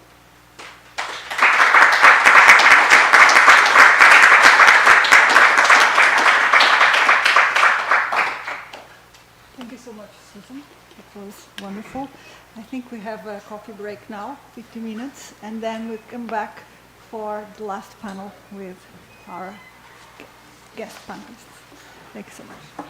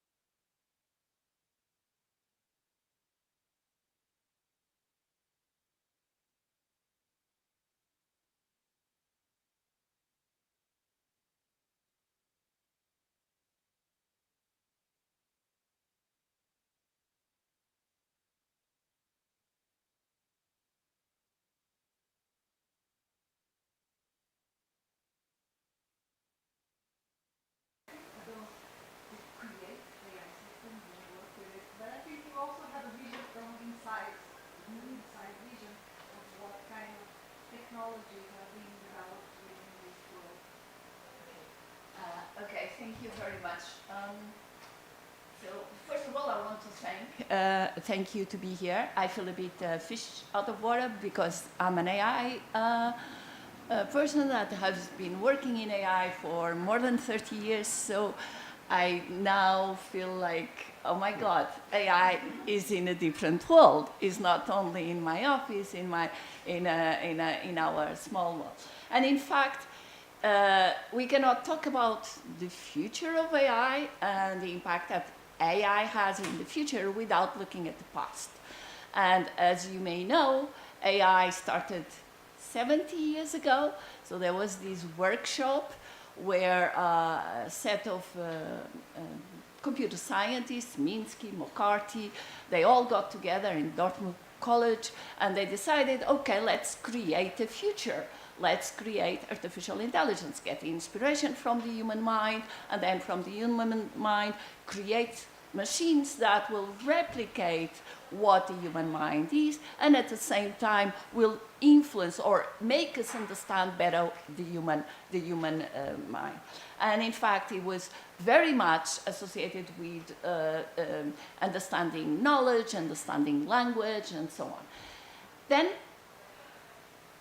many years later, after two, we call the winters of AI, suddenly AI arrives. And I remember on the 30th of November 2022, well, I don't remember that day, I remember the day after probably, that suddenly ChatGPT was out there and everyone was talking about it. And in 1 month later, we had millions of people using it. So AI left the world that we were all used to, which is the offices of the researchers and the academia, the AI, and some of the companies that were doing. And it entered the houses, the individuals, the social, in a way that was unprecedented. Now, all these changed the way we now see other things. And in fact, there's two futures. I mean, when I look at the future, just one thing, I didn't predict it. And most of us didn't predict it, okay? Most of the AI people didn't think that this change would come. There were some signs that things were changing, but there was a paper in 2017 called Attention is All You Need, and that paper really made a difference in terms of the technology. Anyway, so LLMs came in, and the world has changed. Now there's other things changing, which is the agents part, which is changing because it's changing not only the value of knowledge, it's changing the value of agency, and we'll talk about that later on. But how do I see the future? I'm not good at predicting. I like science fiction, and that's why science fiction is good, because in science fiction you can imagine the future, and then if it doesn't happen, it doesn't happen because it's just science fiction. In the case of AI, I believe that AI will change the way we live, and is changing already the way we live. But I think AI will change itself as well, because knowledge is changing. Now, the knowledge that was a human thing, the agency that was a human thing, is changing into some type of technology that has knowledge, and the has here is strange, but there's the knowledge, the value of that knowledge is changing. So now it's not, if we have it, it's so easy to know who was the president of this country in 90, and you can interact. Knowledge, the value of knowledge is changing. So the value of the whole scientific fields is changing, and at the same time, it's changing the value of work, and it's changing the value of AI work. So AI in a way, it's actually eating itself. So if you tell me about how to think about the future of AI, I think AI will change in a way that we don't know, although there's changes that are more difficult than the ones that we've already seen, namely the fact that AI is not yet able to interact with the physical world. We don't have robots anywhere because it's too hard to have them. AI is still incapable of certain social things. Our LLMs are not social. I keep saying ChatGPT is not social. There's no social abilities there. So the future is there. I don't know where it's going, but I believe that AI is going to play a big role in changing its own future. So I'll start with that about the future, and then we'll talk about the other aspects like knowledge and power. Robert, Anna was talking about how the launch of GPT changed everything, and generative AI, and the access of generative AI to the larger population was a big change in this trajectory, you can say.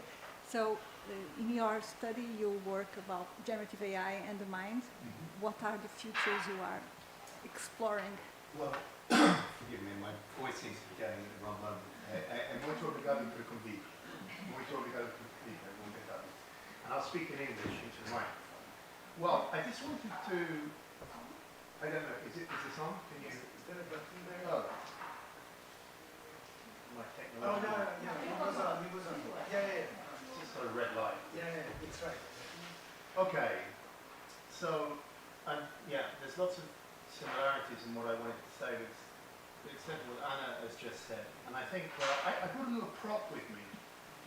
So this is a book by the first volume of two books by Margaret Bowden, who is the great theorist and historian of cognitive science and artificial intelligence, and died last year, and knows probably not only all the people who created, all the people at that Dartmouth contract and created much of this, but wrote about them personally and had correspondence with them. And this is really the authentic document about how AI came to be what it was maybe about 15 years ago. I wanted to read you something that she said in 2014 on the Life Scientific, which is a BBC Radio 4 series. She said, "A machine which could really converse with an educated person about anything under the sun, from football to fossils, was for the birds a complete fantasy." And this is not to say Margaret Bowden was not informed or in some way behind the times. Quite the contrary, she was probably in philosophy circles, because she was a philosopher, a theorist of creativity. She was one of the most informed people that were around. It's just that this new AI we had, generative AI, particularly the large language models, was unpredicted by almost everybody in the field. Maybe Jeff Hinton saw it all coming. I saw The Godfather there. And maybe not. I think it might be a fantasy, post-doc fantasy as well. And so this is such shock and awe, right? When this thing came into the world, it wasn't just everyday people which were completely surprised by its capability, but it was all of us too. Philosophers like me who work on mind, but also imagine the possibility of these systems. But they've just become completely everyday, and they're just filling the public sphere and the private sphere, as people have also used, against Keir Starmer by interacting with a model actually built by a UK AI company of Keir Starmer for these sort of post-negotiations. Excuse me. Now, I don't want to reopen Brexit discussions, but I think it's interesting, right? We're already in a world where diplomats, politicians, people working in the public sphere are interacting with AI models based upon large language models of existing politicians. It turns out this company claims to have cognitive clones, their word not mine, of 649 MPs in the British Parliament, and they've done this for, I can't find the number, about 60 other countries as well. So this sounds like total sci-fi. I know, it sounds like we're... But this was already last year, kind of science fiction world. I have to tell you, one other thing, I and some colleagues, informatics colleagues, we actually built a model one of these cognitive duplicates of the philosopher Andy Clark, which we've used for teaching in very strange forms in 4 universities in Europe and America, including New University of Lisbon. And so this is very strange times. So one thing I would say was we're already living in a kind of science fiction present. There's some things about the current technologies which are just, we don't have adequate models to deal with because we just didn't see it coming. So I just wanted to say one other thing maybe about, because we were also asked, you know, how is this affecting your field? How is this affecting, you know, futures? So I work, my first field is really philosophy of mind, although I work in the once far away field of philosophy of technology, now the near neighbour philosophy of technology, is the two fields are just completely interpenetrating. So if you take concepts such as knowledge, cognition, creativity, beliefs, desires, even things like friends, right? All of these categories, the blog play, the dialogue, this is their central nature. And this world that's been, you know, this idea of the future being in the present, and we have and practices being developed, because this is what we're doing right now. We have to develop practice. I think it's not merely sort of policy decisions and developing ways of you know, legal mechanisms to control these systems. We need to try and work out practices now which are adequate to the reality of the systems we're dealing with. People are doing it on an everyday basis. People are coming up with all kinds of crazy ways of using these systems. At the moment, that everyday practice is so far in advance of what people are thinking about in legal circles that, insofar as I know about it, maybe they are, it will take some time to catch up. So we have to be aware of this. The future is manifesting in the present. And we have a small amount of time, perhaps, to turn to the interests of more of us. I hope we can do that. At the same time, and scaling very rapidly. So there is this idea of scaling in rapidness, that it's difficult for us also as social scientists and as engineering scientists to understand and deal with it, because it's so evolving and co-producing. But I do have taking ideas, Susan's idea of who claims this future. It's about power and knowledge, and how to put together this idea is who is making these claims about a future, of who visions and interests are taking more spaces within this process. Even if surprised, of course, there is agency in this. So who are taking more space to these futures, and who is being excluded? Who do you think it's more excluded, and what does it take to getting, making more part of the process? So I'll start maybe with Elena. I think her project connects a lot with this question. Yes, I think it is not a surprise to claim that the ones who have presence in the public space to indicate the futures are very powerful people, technological companies, and mostly people who are, for example, in the Future of Life Institute. And you have Elon Musk there, you have highly reputed academics there, and so those are the ones who, after the release of ChatGPT, so in March 2023, they said, and Elon Musk was in the front line, but together with people who develop AI systems, saying, we have to pause artificial intelligence.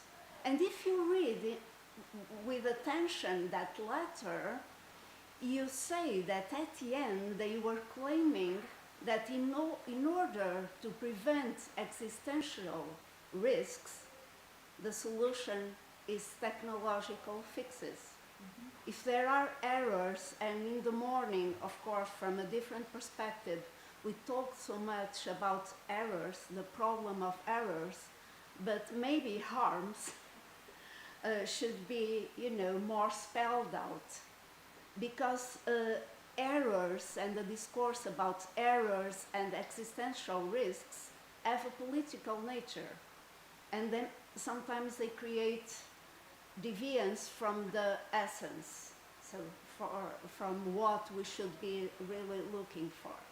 So in that letter, at the end, those group of people claimed, in order to prevent risks, we have to stop, but they didn't, of course. So ChatGPT and other LLMs continues to develop, business as usual, but we need public investment. So governments have to invest in AI so we can prevent harms. At the same time, there is a curious phenomenon, is that you see people in the business, so those people who are not elected, they are not democratically audited and so on, they are very good at capturing the vocabulary of ethics. So ethics has been replaced from its usual spaces, I would say philosophy, in a certain sense, social science, law, to the business sector. And if you see with attention, they are always one step ahead, so very attentive. If I'm pretty sure, I didn't do that yet, but I'm pretty sure that if I ask to an LLM who should be here when talking about discrimination by AI, it will replicate the social sciences participatory design vocabulary, saying that the ones who are more targeted or disadvantaged by AI systems are the ones who should be also heard. So this is very, very problematic.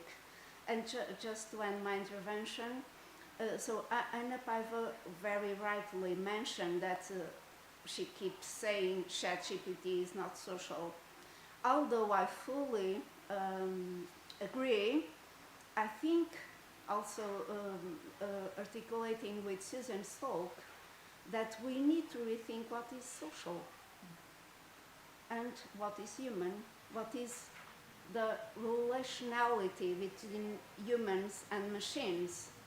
And I'm not sure, I didn't follow up, but I remember a pitch some time ago, maybe a year ago, that OpenAI did with ChatGPT, in which they were trying to combine computer vision and analysis of facial micro expressions with natural language. And so you had the option to open your camera to ChatGPT. Well, we don't know what is happening really, if it is an effective, real option, but that's another debate. And people could talk. So ChatGPT was writing, but you also have the option to turn a voice. So, and there is an emerging field of research of doing these avatars, in which people working with facial AI are claiming that since ChatGPT, one of the most prevalent uses is to support mental health because it is accessible. So if you interview, all the questionnaires made to, surveys made to young people point out that it is not the most prevalent use is personal support, mental health issues support. So they are developing these digital avatars that combine this natural language, speech, so with a voice, and also at the same time reading facial expressions. And the claim is that they are better, computer vision is better than humans to conduct clinical interviews. So the plan is to go very deeply into mental health because of the so-called mental health global crisis after the pandemics, and leave to the humans the diagnosis and the treatment. But the interviewing, so what they call the interviewing, is being thought to be done by LLMs combined with computer vision. So in sum, something that in the first minutes humans might think, well, this is odd, this is a screen, this is not a real person, because his avatar will have the appearance of a human. But then after 10 or 15 minutes, people relax, and when they realize they are telling their personal life details to this entity. So it was my main comment for now. Thank you.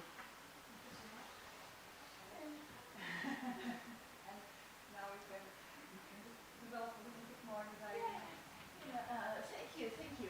And I actually want to add to that because there's been some studies that show that people disclose more information to an avatar, to an AI, than they do to a human, and that in itself it's hard. But on the other hand, that's a fact, and therefore the people developing the applications are taking advantage of that case, which needs to be thought very carefully. But I want to point out one thing that it's really something that I've been thinking a lot in the last few months, maybe a year. That is what AI is doing to us as a human in two ways, especially in the value that we give to the knowledge that we have. And I think this is something that we didn't predict, but it's something that we really, really need to think about. Because knowledge, the value of knowledge, is being challenged. We, academics, we always think, okay, our value is what we know, what we teach our students, how we develop. Science is about building this common good that is good for all of us, right? That with that common good, we can build things. We can really develop the society. Now, that knowledge, the power of that knowledge, the value of that knowledge is decreasing because it's not scarce, because it's not human. The machine is kind of pretending to have that knowledge, and anyone can pretend to know because of that. So this is going to affect science. Science needs to be thought, needs to be reshaped. The way we fund science, the way we look at science, we really need to look at that because AI is changing the value of knowledge. So that's the first. The second one is also the value of work. Why? Because it's not the LLMs now are powerful tools to not only give knowledge, but to do stuff. So, for many years, I worked in agents. Okay? And agents are conceptually this thing that is an entity, is a program that gets information, perceives the world, and acts upon the world. Now, these agents used to be quite, let me say, not clever. Okay, we would program rules. They would be very domain specific and so on. What has happened with LLMs? The knowledge, or all the things all the text that is out there, all the image, all the information that has been used to build these LLMs, now can be used to decide what an agent can do. And therefore, now agents can act, and act in a way that is absolutely surprising. That is absolutely, oh my God, it's like a person, because it can do it. So, what does that mean?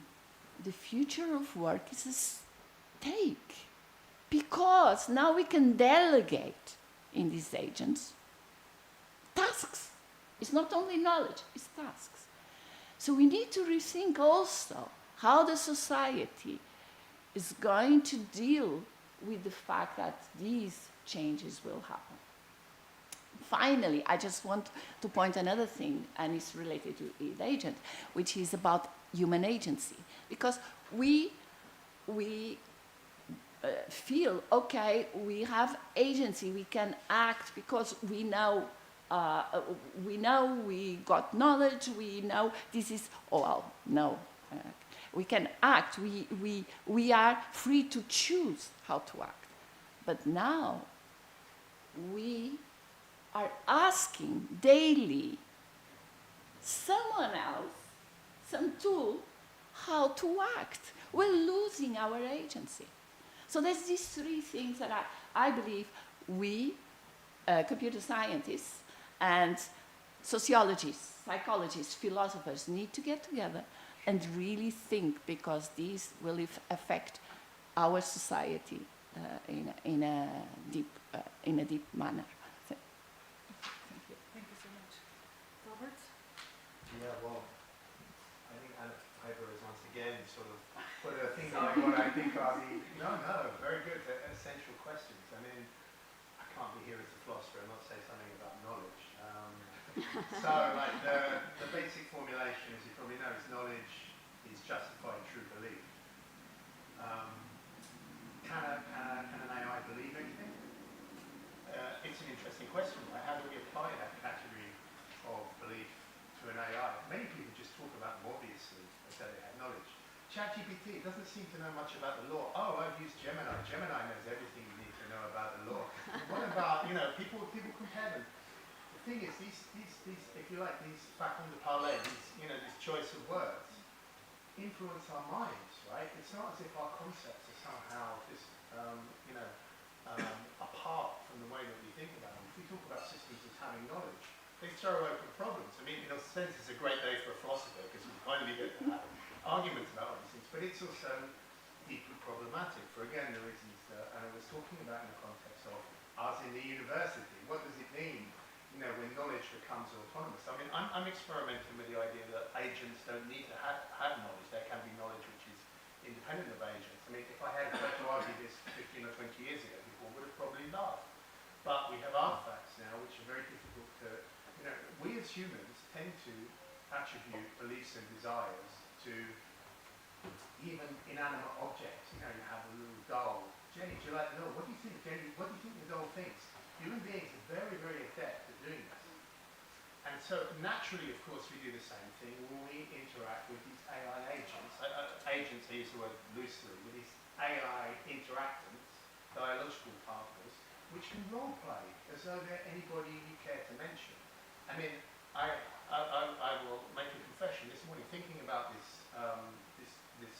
session, I got Claude to role play Dressara, asking me questions. I've got a long list of notes he gave me that I may get a chance to touch on later. And it just, of course, it just transparently does this. It doesn't need any great accuracy and so we're involved in this, tremendous growing dialogical world. The thing that I've been almost more taken with than anything else, because I have another little project which was funded by Notre Dame University, IBM Tech Ethics Foundation, they pay the wages. This was on companion AI, which is an absolutely central thing. Now, I doubt many people know this. You would all probably think, if I asked you, what was the first public domain mass usage of a large language model? Everybody's going to say ChatGPT. Wrong. That's not true. The first mass usage of a generative AI, large language model, was a system called Replicate, which was created by the entrepreneur Eugenia Koida. Was available for about 2 years before ChatGPT, although it didn't have all of those sort of capabilities. People used it as a social interactant. People were paying $30 a month to have a virtual boyfriend or girlfriend that they were interacting with. About 6 months after ChatGPT was released, Rosanna Ramos, a resident of Brooklyn, claimed to have married her ChatGPT bot. And she went on all the daytime TV programs, and there's an endless number of YouTube videos talking about her relationship with the bot. Right? So there is an interest. I have to put it to Anna. Of course, it may be that they're not social, But we're certainly treating them like Oh, they're yeah. social. We're treating them like they are intimate partners. People are building models of their dead relatives to carry on what some colleagues of mine call habits of intimacy. You know, somebody has died. If somebody important dies in your life, an existential dimension of your life is diminished. The person used to go to an art gallery or something like that. So people want to have a presence. Right? So so that's a real ethical question. Is this good? Is this the good? So people, they say they feel better. What should we say about this? You know, I just say one, maybe come on to agency and ethics, because I think again this question of people talking about their lives, their thoughts, their deepest endeavours, their hopes with a chatbot and planning. I have with Claude, I've only been using it for the last 3 months. It already has detailed knowledge about me. I can look at its memories of me. It knows exactly about my book project, what chapter I'm supposed to be working on, what précis I'm supposed to be writing in the morning. You know, who else knows that about me? Really? These are systems that draw you in, right? They draw in greater intimacy because the more you give them, the more they can do for you. So and so this is going to be a very, very great problem for legislators because many, many people want to disclose to these systems again, as I understand. You know, and also Helen about, this people, intimacy with AI. We will tell things to bots that we won't tell to another living soul. And of course they're not a living soul. You know, this is what happens. So the space, the social space, whether or not they are, I call them Mozart's others. They play, you can probably guess at the rest of the theory, right? They play the role of an other in their life, but they're not really others for important reasons that I can tell you about and we can talk about. But nevertheless, they are playing really important roles in the social world and in our intimate universes already. So this is the thing I think, and so the last one that I saw about 3 or 4 months ago is the AI diary. Okay, so you've got it on your phone, you talk into the diary. This is what happened to me today, and it will offer you an analysis. It will offer you a Freudian analysis if you want. It will offer you cognitive behavioral therapy. It will offer you some other kind of quantitative analysis. They're all, pick your app, and you can, replay your psychological life to these machines. So people are doing this in masses. So it's not all about, utilitarian. We're in the age of effective robotics or effective AI. Suddenly come from almost nowhere. This is a startling thing. This is a mass sociological change. So this is what we think so hard about the future we're already living in.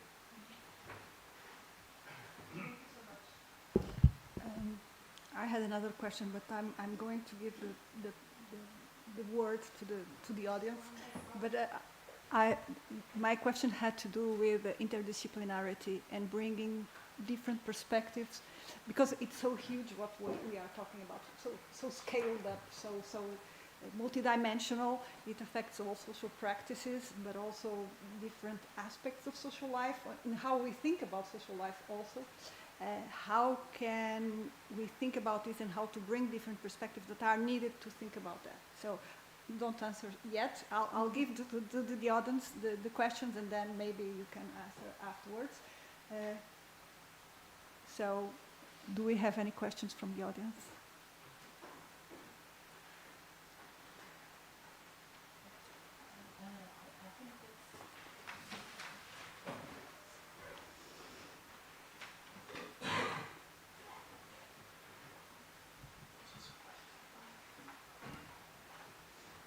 Well, just a very brief question. I wanted to ask Anna what she meant.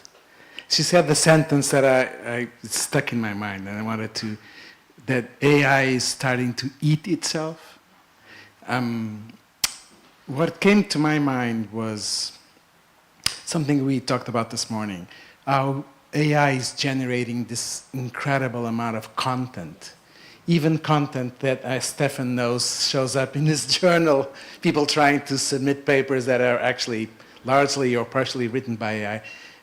And then this content is then used to train model. It seems like starting to be a recursive. Is this what you meant, or do you meant something else? No. Okay. That expression actually comes from a paper, a recent paper, that was written by AI. Okay. Well,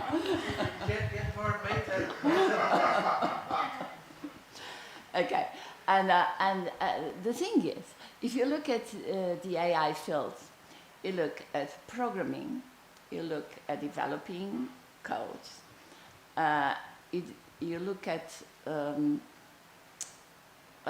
some of these models, creating new models, and then you looking at the science behind AI.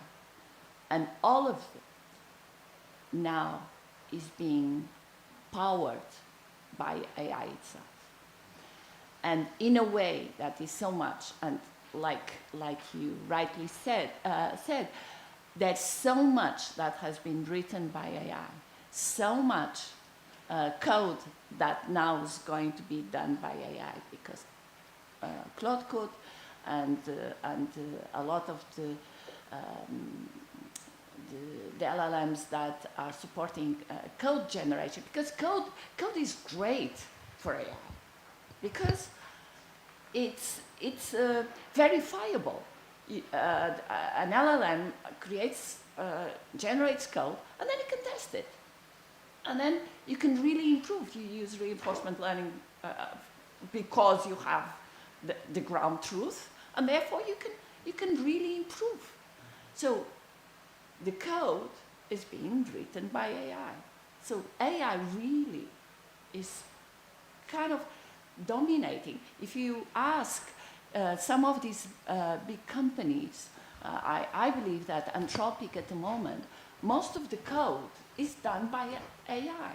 So really, in a way, we are kind of in a cycle where AI is almost kind of hitting itself. Yeah. So, hi, thank you very much for the presentations and let's say the thought-provoking interventions. I'm going to take a more of a gloom approach, and I want to talk about war. War is also a social dimension. And if you look at what's happening nowadays, AI is redefining war in terms of target acquisition, in terms of the relationship between the human that kills and the human that is killed. And in fact, you have, for example, in Ukraine, one of the key trading elements that they have nowadays is open data about AI programming and AI evolving of their systems to their partners. Okay? I don't know if you've seen the young Minister of Defense in Ukraine. It says, "We're learning how to kill, we'll teach you how to kill." So that's the marketing slogan. That's how we're going so far. This is a question for everyone, but especially for Robert. From an ethical point of view, from a redefinition of morality, this is a very, very big Pandora box. And so I know it's a big challenge, but I would like to hear what you think about it.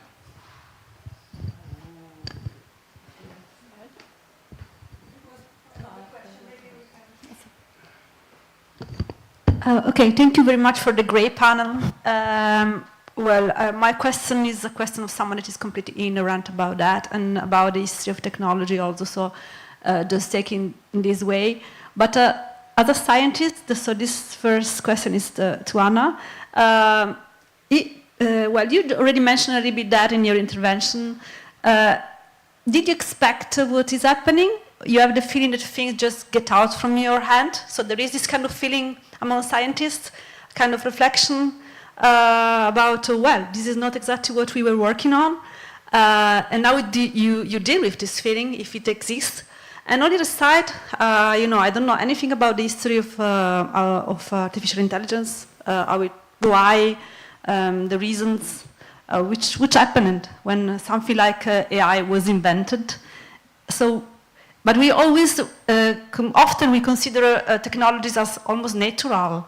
They just happen, but there are histories on the back. So something called AI was created at a certain point for some specific need, but something else could have been created also. So it's not that it's just obvious. So why? What is the big need and a human need that is on the background of that? Well, this is more for everybody. Thank you.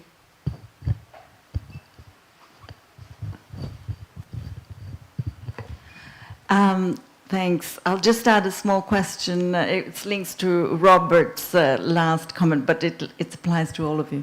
are we asking ourselves why people, human beings, are so attracted to what has been so masterfully labeled a chat box, which of course it is not, because chatting is a property that only humans can develop. So language, words matter, and we are all falling into the trap, starting from using artificial intelligence, which of course is dubious.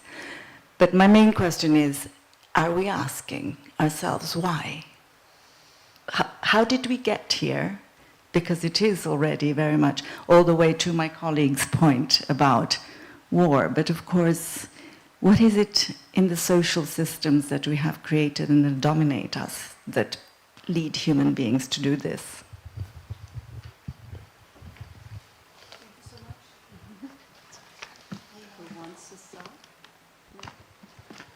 Okay, so I think there were war and why, which are two great questions. First on why.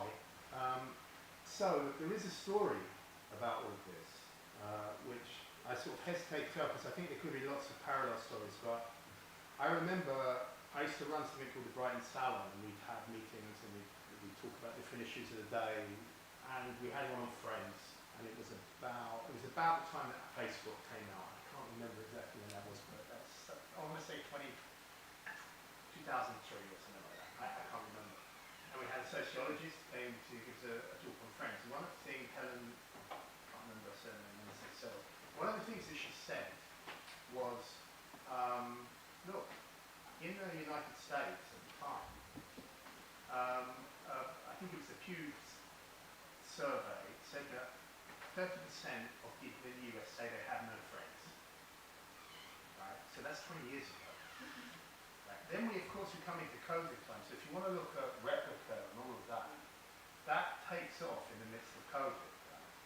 So one, I think a bit too trite, but you could certainly put it forward. It's like people, I don't like these terms particularly, but people talk about an epidemic of loneliness, right? So, you know, the feeling that people do not have someone with whom that they can really talk about their deepest thoughts, their emotions. These systems fill that space. You know, they're seductive. Of course people want to talk about them. And, you know, it's not, I mean, so, I'm sorry, I don't know the lady's name, but... Olivia. So Olivia, I mean, so many of us take very strong ontological commitments on these things, like they cannot chat. I'm not convinced. That depends what we mean by chatting. They can enter into all kinds of conversations. This is what they're adept at. They're actually much better at conversing and dialoguing than they are at reasoning. I mean, I've argued, I mean, this is, maybe you might think it's a crazy idea, but I've argued that they're actually adapted to our main default mode of knowledge, which is dialogical. You know, so they have been adapted literally to fill this niche. They talk to us and they're super convincing. That's why we find them so effective. So I think there's all kinds of explanations for this, but it's really, really deeply important. But I won't, just because I know everybody else has got to speak, I won't. So war. So this is huge. There's a great postmodern theorist, I think he's a bit of a strange theorist to me, but a guy called Manuel de Landa, and he wrote a book about 30 years ago called War in the Age of Intelligent Machines. And he puts forward this thesis that it gets easier and easier to kill human beings the more we are insulated from it. So it's much harder to stab somebody in the guts than it is to shoot them in the head, than it is to fire a missile, than it is to do all these other things. So he talks about the bloodless transfusion. The transfusion is reasoning and today target location, all those things going out to the machine.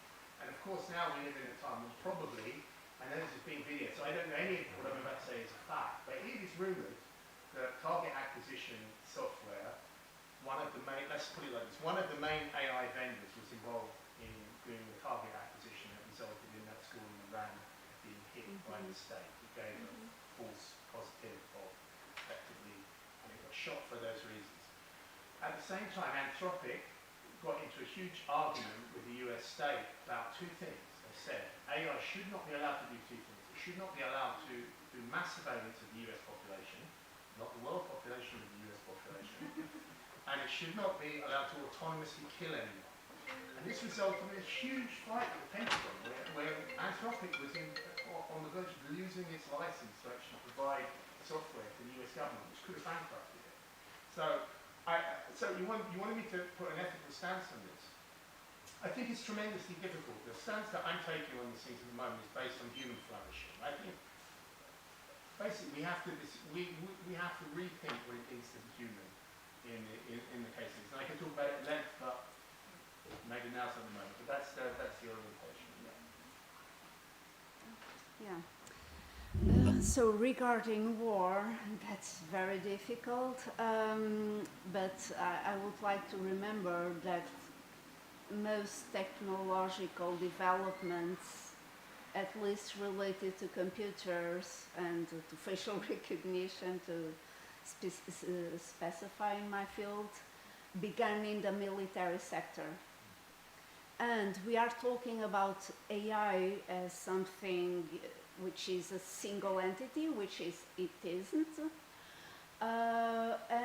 There are a massive surveillance of citizens, which is not made by OpenAI, or maybe it is, but who are in the field of mass surveillance, like Clear AI View, who has all the faces of human beings, perhaps, in the world, and have videos of people in daily environments, so Tesla, other companies that are actually using videos inside buses.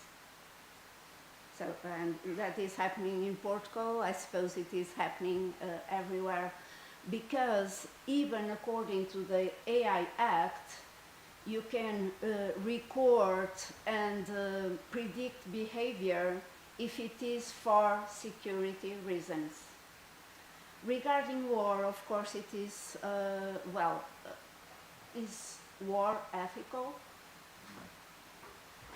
Is killing a human being ethical? Of course, the discussion has been framed according to the level of autonomy of the weapons. So, red light for totally automated weapons and so on. But if there is human oversight, there might be a legitimate use of AI systems being used in war. Regarding how we came here, interacting with chatbots instead of humans, I've been talking quite a lot about that with young people, special people with depression and anxiety. And what they tell me is that in the healthcare services, either it is public or private, you have a medical appointment with a psychiatrist or a psychologist for 20 minutes, and then they give me the same prescription, and then I have to wait for months. And with ChatGPT or whatever technology they are using, they do not judge, because they tend to validate. They are designed to validate. They are designed to addict people to their use. And they are available 24 hours a day. And they never end a conversation, because they always suggest, do you want me to? And now, one, two, three possibilities. Human beings are not like that. So this rather explains, besides, there is also the question of generations. Although I was thinking maybe the so-called people who were born in which the internet and all the digital environment was already very present, digital natives, or I think that's the expression. But I see people, of my age, addicted to the same technologies. Maybe there are different levels of engagement, but I do not want to flat the engagement of humans with agentic machines, agentic AI, but I would say that it is rather complex, so interdisciplinarity could be a solution, but also engage with people outside the academia, because we are from different disciplines, but we are in a rather similar bubble. So it is good to go outside without digital apps, and to seek our laboratory in the streets, in the world, outside the digital world. I just want to add something to both of those questions. So the question about why. So what I think the question was, why has it taken off like it has? Is that right? Why do we see, right, this loneliness? But before you got to loneliness, I think there was a question about why is it being used? Yeah. I mean, I think we could answer that question in different ways. And one of the joys of this panel, and I'm just in my happy place listening to all these people talking about AI and the future. But, we could ask it, we could frame it as a question about humanity, or about what is it about humans that means that they want to use ChatGPT or whatever it is. But I think we could also frame it as a question, I would say this, but as a question about how everyday life is organised. And I think I heard this very strongly in Helena's answer. So if we think about how the caring services or the welfare services are organised, where you don't get much of an appointment, you don't get much attention, you don't feel listened to. We think about how working lives are organised, where perhaps people are working from home much more, or they're in jobs that are very highly pressured in terms of, they're very monitored and they don't have much time to go and stand and chat to other people that they might be working with. We could think about, and not something I know anything about, but we could think about dating and how romantic and intimate lives are lived. And that's really different now to how it was 10 years ago, 20, 30, 40 years ago. So, I would push back a bit against the idea that it's something about humans and a human need. I would say it's something about the way that social life is organised, which means that the affordances that language models have become really attractive for particular kinds of purposes. And I think it's really, I was saying this to Robert earlier, and I'm probably taking 2 and 2 and making 4.5, but some of you will remember when ChatGPT first came out, OpenAI, they published research reports. And they published a research report on how GPT was going to change the world of work. And they went through every single occupation and predicted how much of that job would be done by GPT in 5, 10, whatever it was, years' time. I think we've all seen in the news that actually the take-up of LLMs in the workplace is quite uneven, and there's been quite a pushback in some places with people, recognising something that was talked about this morning, which is they are not necessarily fast, efficient, or money-saving. They can actually cost a lot of money, and all of the kind of articulation work, sociologists would say, but the work that it takes to make them work, whether it's having humans in the loop, or whether it's buying new, massive new hardware, or whatever it is, they're not necessarily cheap, easy, and efficient. How did I get on to that? Can't remember. What was I saying? Oh, about working lives. ChatGPT, OpenAI publishing the report on working lives, and that was going to be the main way in which GPT would be taken up. 3 years later, they've just published another report, I don't know if you've seen it, saying, hey, well, guess what? We've just realised it's not so much that's going to happen. The phenomenal thing, and we never saw it coming, is that people are using ChatGPT as a friend and as a counsellor and as a partner. This is how it's going to be used now. Now we can say with all of our research, brackets research that was done using ChatGPT, this is what we can say about how they're going to be used. So it feels like putting it bluntly, a technology in search of a purpose, which gets me to the question about war, regarding war. It's a question of funding and markets, obviously. I mean, where the funding comes from and where the markets are. I'd be really interested to see a detailed analysis of this, but the people I work with most closely are quite insistent that AI has made very little money so far. Certainly it's not made the return on investment, but the massive amount of money that has gone into it might be demanding, and we're seeing, you know, this kind of will there, won't there be an AI bubble? Will the market collapse around this investment? So no surprise that AI is turning up in all kinds of reprehensible uses, including, you know, its use in war and connected to swarm robotics and drones and all sorts of other things. We'll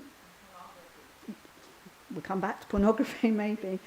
And we could debate the ethics of that, but I think we'd probably come up with a pretty broad similar answer in this room. You know, I think we'd say it feels unethical, and we could develop, and perhaps should, and I'm sure some people have, a kind of ethical response to that.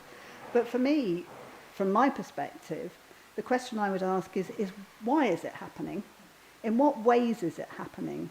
And how is AI becoming embedded in warfare practices? You know, where, why, and how? And, you know, if we think about Gaza, I'm sure we could think about that there's some big why, where, and how questions to be asked there about how it's legitimated by certain states, as well as, yeah, global relations and so on. So I guess you know all of that, but yeah, I would be looking really to break down the relations between the big tech companies, between certain states, and markets. I suppose that's the holy, unholy trinity that we want to look at.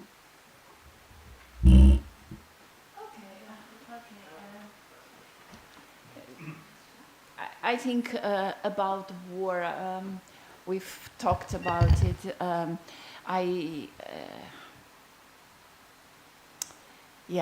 There's a lot to discuss there. I used to question my students. There was one class that I used to give my students arguments for and against using autonomous weapons. I spoke to people that defend the use of autonomous weapons. And I was trying to understand why would someone defend something as horrible as autonomous weapons. And then at some point, I think he was a professor in Oxford, he said, well, we've done studies and we show that we kill less people if we use autonomous weapons because it's more targeted. And I think, but that's not the point, okay? So yeah, there's these. Of course, there's the financial, there's the big companies such as Palantir and others that really get, and there's also the argument about defense rather than killing is about defending, and there's of course money. So it's difficult. It's a difficult aspect to discuss, and I seriously don't know how to discuss more because we need to think as humans, and the human us as humans is what matters, and I think. But also the what, where, and how. Yes. To what is AI attached under what sort of circumstances, and there will be disagreements. So, you know, I raised the spectre of Gaza. There will be disagreements on that, right? Of course. But I think I would find that kind of approach more helpful to me at least, because it's not one thing, it's many, and it's not in one place, it's in many. So I think we really need to be asking about what kinds of attachments are being forged, and which ones are defensible and which ones are not, which ones are more or less ethical. That seems to me to be, make the question more tractable. Now, the other thing about chatbots. Now, I used to use GPT-3, the previous, the early versions of GPT from OpenAI, when there was no chatbot. I used to use it, and I would generate things and so on, and then the chatbot appears. Okay. Now, what was the difference? The difference wasn't big. It was just that it was trained using reinforcement learning from human feedback. It was trained to give the replies that people wanted. That's what it was. It was this model that was on top of the GPT that would give the answers that people wanted. And it was trained with many people in order to really give you what you want. And then suddenly you have a chatbot on top of the model that really interacts with you like you want. And that's what made a difference. And understand, there's, I think the Eliza was like the first chatbot in the world in the 60s. And Eliza used to interact with you and people liked it. It had just rules. It would pick what you said, extracted some words, had some rules and reply in a certain way. What do you think about it? And people liked to interact because they were expecting to have this type of interaction. So that's why these chatbots and ChatGPT became so popular, is because it tells us what we want to hear. And that's why. But there's a thing about chat, words like the LLM learned, well, the learn is a bit different, but knows, thinks, likes, believes, wants, they are human words. We are anthropomorphizing the LLMs. But why?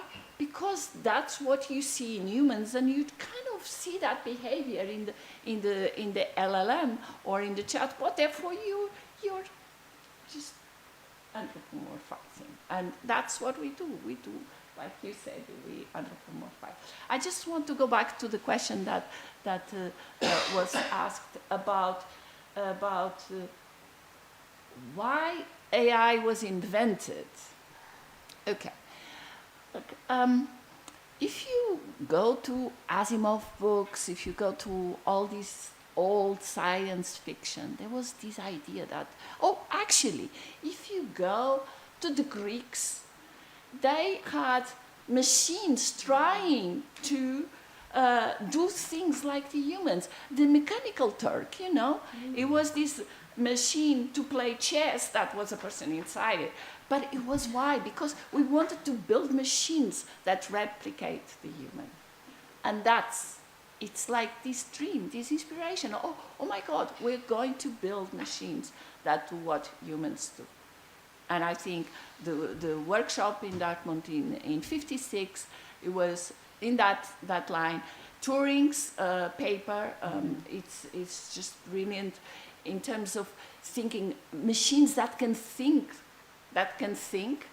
and the fact that you dream about machines that can think is what led us to the AI we have now. So that's my belief. There was a comment back there. Hi. So I have a question, I think for Robert.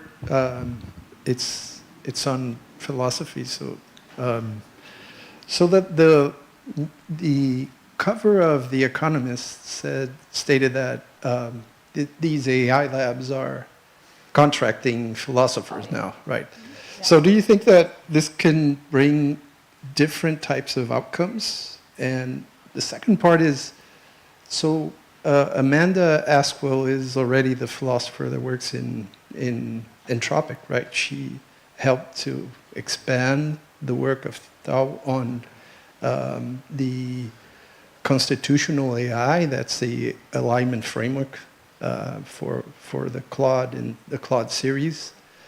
And do you think this is an approach and this can yield new and diverse results on these systems? So I'm totally fascinated by Amanda Askwell and everything that's going on at Anthropic. In fact, I've been writing a lot about it, not published yet. But so for people that don't know, this constitutional AI, very, very roughly, is trying to get over reinforcement learning by human feedback. So reinforcement learning by human feedback creates sycophants, bots that tell you what you want to hear, and this can have all kinds of problems. I mean, I can give you a huge list of things that have gone wrong, including somebody trying to kill the Queen when he broke into Windsor Palace after having an extended conversation with the chatbot. He ended with a crossbow, and that kind of evolved from. Anyway, you can read the book on that. But yeah, back to so constitutional AI is tremendously interesting, right? And who knows? But I would be surprised if Anthropic had developed it at this stage if they hadn't had the input of Amanda Ascal and that. And so what it's basically supposed to do is, so they've had 2 versions, I believe, and so what they've done is they've worked out a way of codifying things that arguably humanity cares about. It's got kind of, because the UN's human rights Declaration of Human Rights. It's got some kind of Aristotelian ethics in there. A whole bunch of stuff about when the system should intervene. It's got some really interesting stuff about not denying that it's a presence, right? So many of the AI systems, if you talk to them, they would say, "What do you think about this?" And I say, "Oh, I'm just an AI. I don't really have any opinions." And that they've of course been not trained, they've got kind of cut off in the main that will turn to that. So Claude doesn't do that in the main. It will give you a kind of philosophical defense saying, well, it is a question about whether I'm really the kind of thing that can have experiences, blah, blah, blah. So I might have forgotten the second part of the question, but I think, yes, material import of philosophers being involved, certainly Amanda Ascal, and I think now with the other companies, of course, trying to hire, I'm sending out my CV, and so who knows what the future may hold. And this is a big thing, and I think I would just go back, so this is a very partial opinion, I would go back to my sort of the beginning of my intervention, which is to say that these are role-playing, narrativizing, I haven't used the word, but confabulatory machines. They're not really reasoners, right? They're systems which are designed to come up with the best story. If we go back to the keynote actually of this morning, if you ask a chatbot, why did you come to this decision, right? I don't know if you know the word confabulation, but it will tell you the best story it can. And that story will not necessarily have any deep relation to the reasoning process it goes through in order to come to a decision. Right? It might do, but that will take some work. So we're interacting with these very strange systems, and they're playing already a very unstable role in the human social sphere, the kind of public sphere and the private sphere, everywhere, really. So, of course, I'm partial. There's not that much employment for philosophers around, but why not philosophers? In a way, it seems to me that it's quite a good place to have some intervention. Can I just add something? Okay.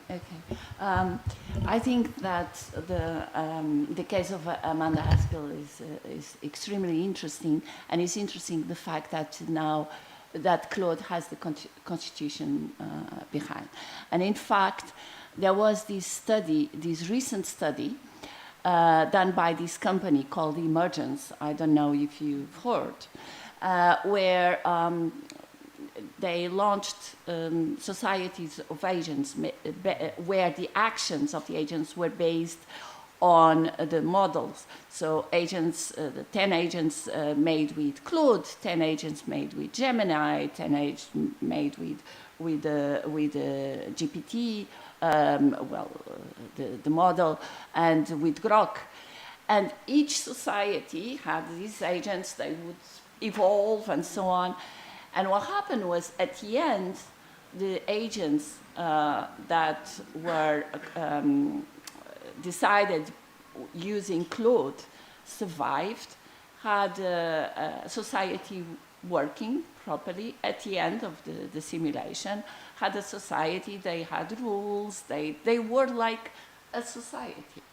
Whereas agents like Grok, made with Grok, after 3 years, they had killed themselves. Okay, and then the OpenAI ones, they also became so dysfunctional that they died. So maybe there's something there with the Constitution that leads the action to the decisions, what it says, that makes it different from other LLMs. So that's why now other LLMs are thinking about it, I would say.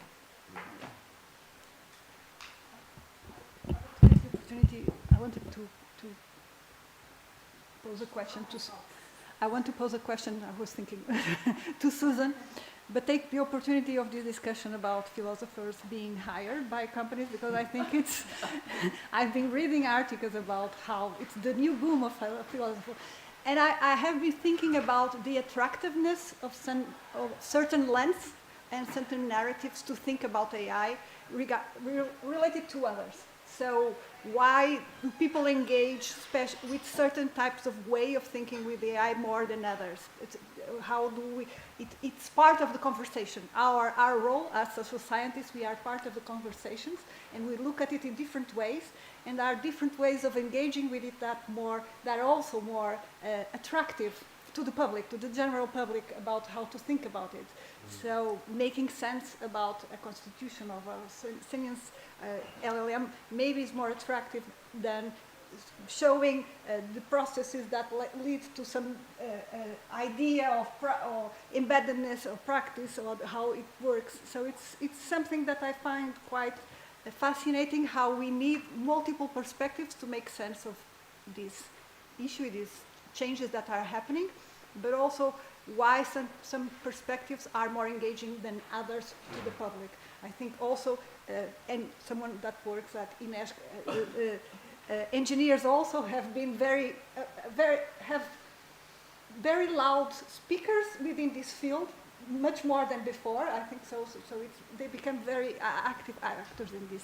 So my question to Susan, and you work in a center that works with multiple stakeholders from different fields, is how this interdisciplinarity works, and what is the best tool to work with these perspectives and ways of thinking about these topics, and how do you engage with stakeholders beyond the academy and other ways of thinking about these issues and the multiple narratives and practices that are around it. That's a big question. I'll keep it really short because I know we're at the end. I am 100% convinced that we cannot address the challenges or the questions, intellectual, practical, political, without interdisciplinarity. This panel's great. For that reason, our centre is funded by a social science funder that is 40% engineers. Mm-hmm. Making that interdisciplinarity work is a really long story, and I've got a lot to say about it. It takes hard work, it takes risks, it takes people willing to do things differently and think outside of the box. I don't think we'd design the academy with the current division of labour if we were thinking from scratch now.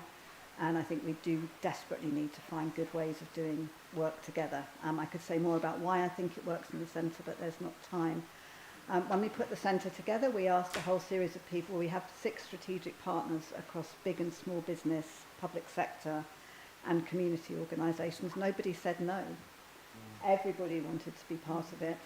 People say to me, oh, socio-digital, that's really hard to explain. Not to people out there, it's not. Actually, the idea that the social and the digital are kind of bound up with each other now, and it really shapes, yeah? The idea there isn't one future, there might be more than one in how we think about it now, yeah? You know?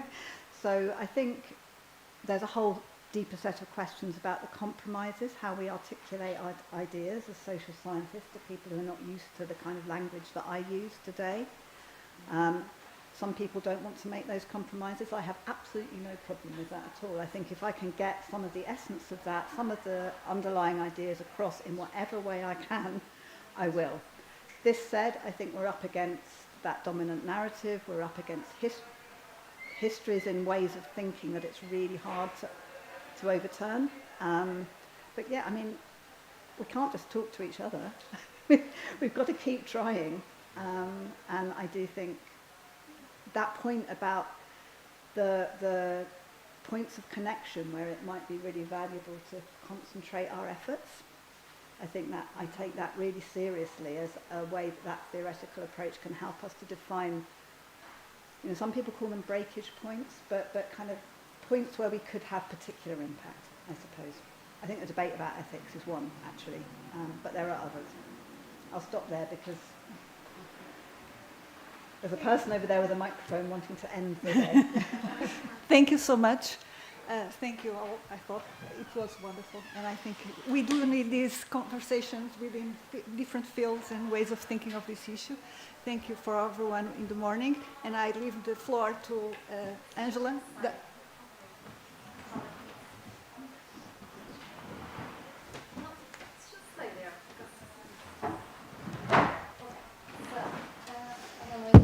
Yes, just some few words. The first two are very human.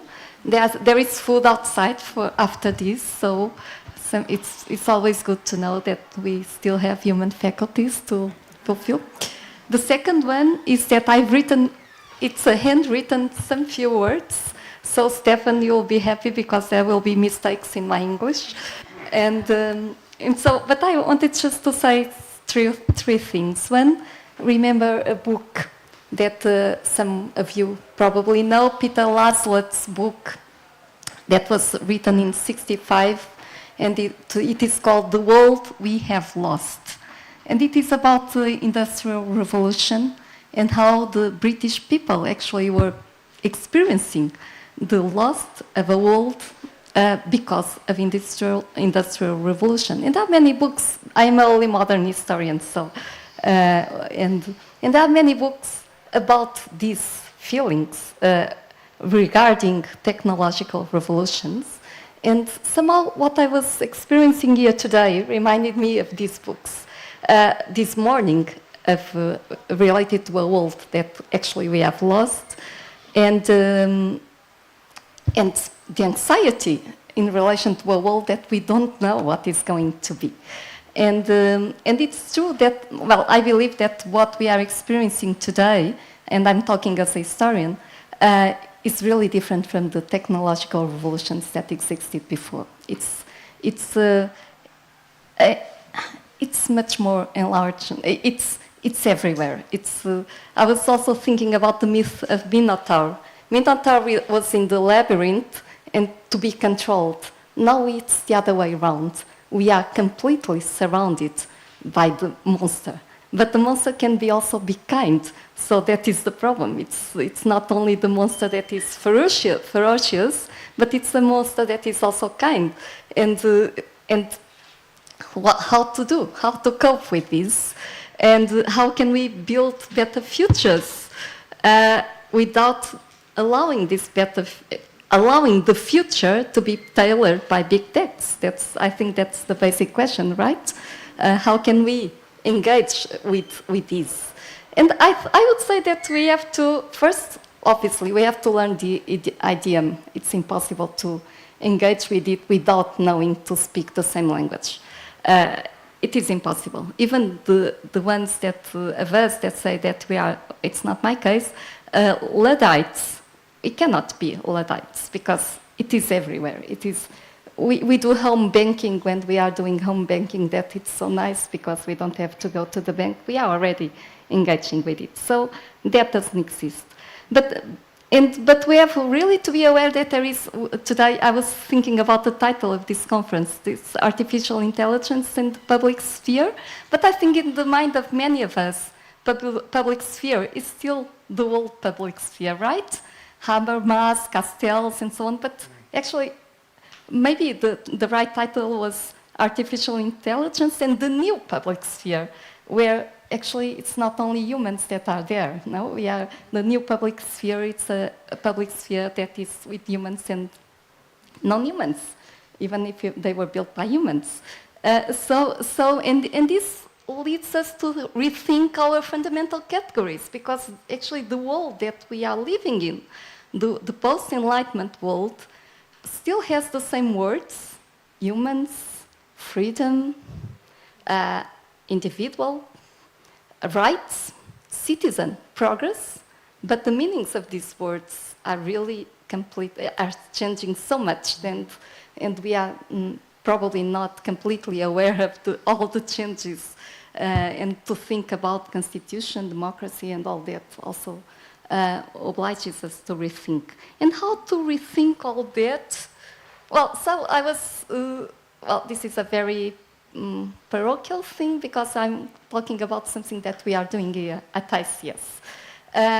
using another human faculty that I think until now it's not reproducible by AI, that is imagination. So AI speaks about imagination, but actually this is a very human faculty. So, and here at ICS we have a share that is called Imagination and Society. And I was talking to some of you during lunchtime about this Einstein quote, famous quote, and that was saying, imagination is better than knowledge because knowledge is limited and imagination is not limited. So optimistic note would be, let's really use our faculty of imagination to imagine better worlds. We here at ICS intend to give a small contribution to that, either by building an archive of something that, well, that will use AI, obviously, the archives of imagination, or a series of activities in order to foster imagination literacy, in order to go beyond reflexivity that is absolutely needed, but also to have practical proposals to build this world. So thank you very much. Thank you to Jussara and Pedro for having done this wonderful conference with so many different things. And I think that the fact that we were coming from so many disciplines, and also, you know, someone that is working on 16th and 18th century talking here about futures is also interesting. So thank you so much, and a big warm hand clap to everyone. Thank you.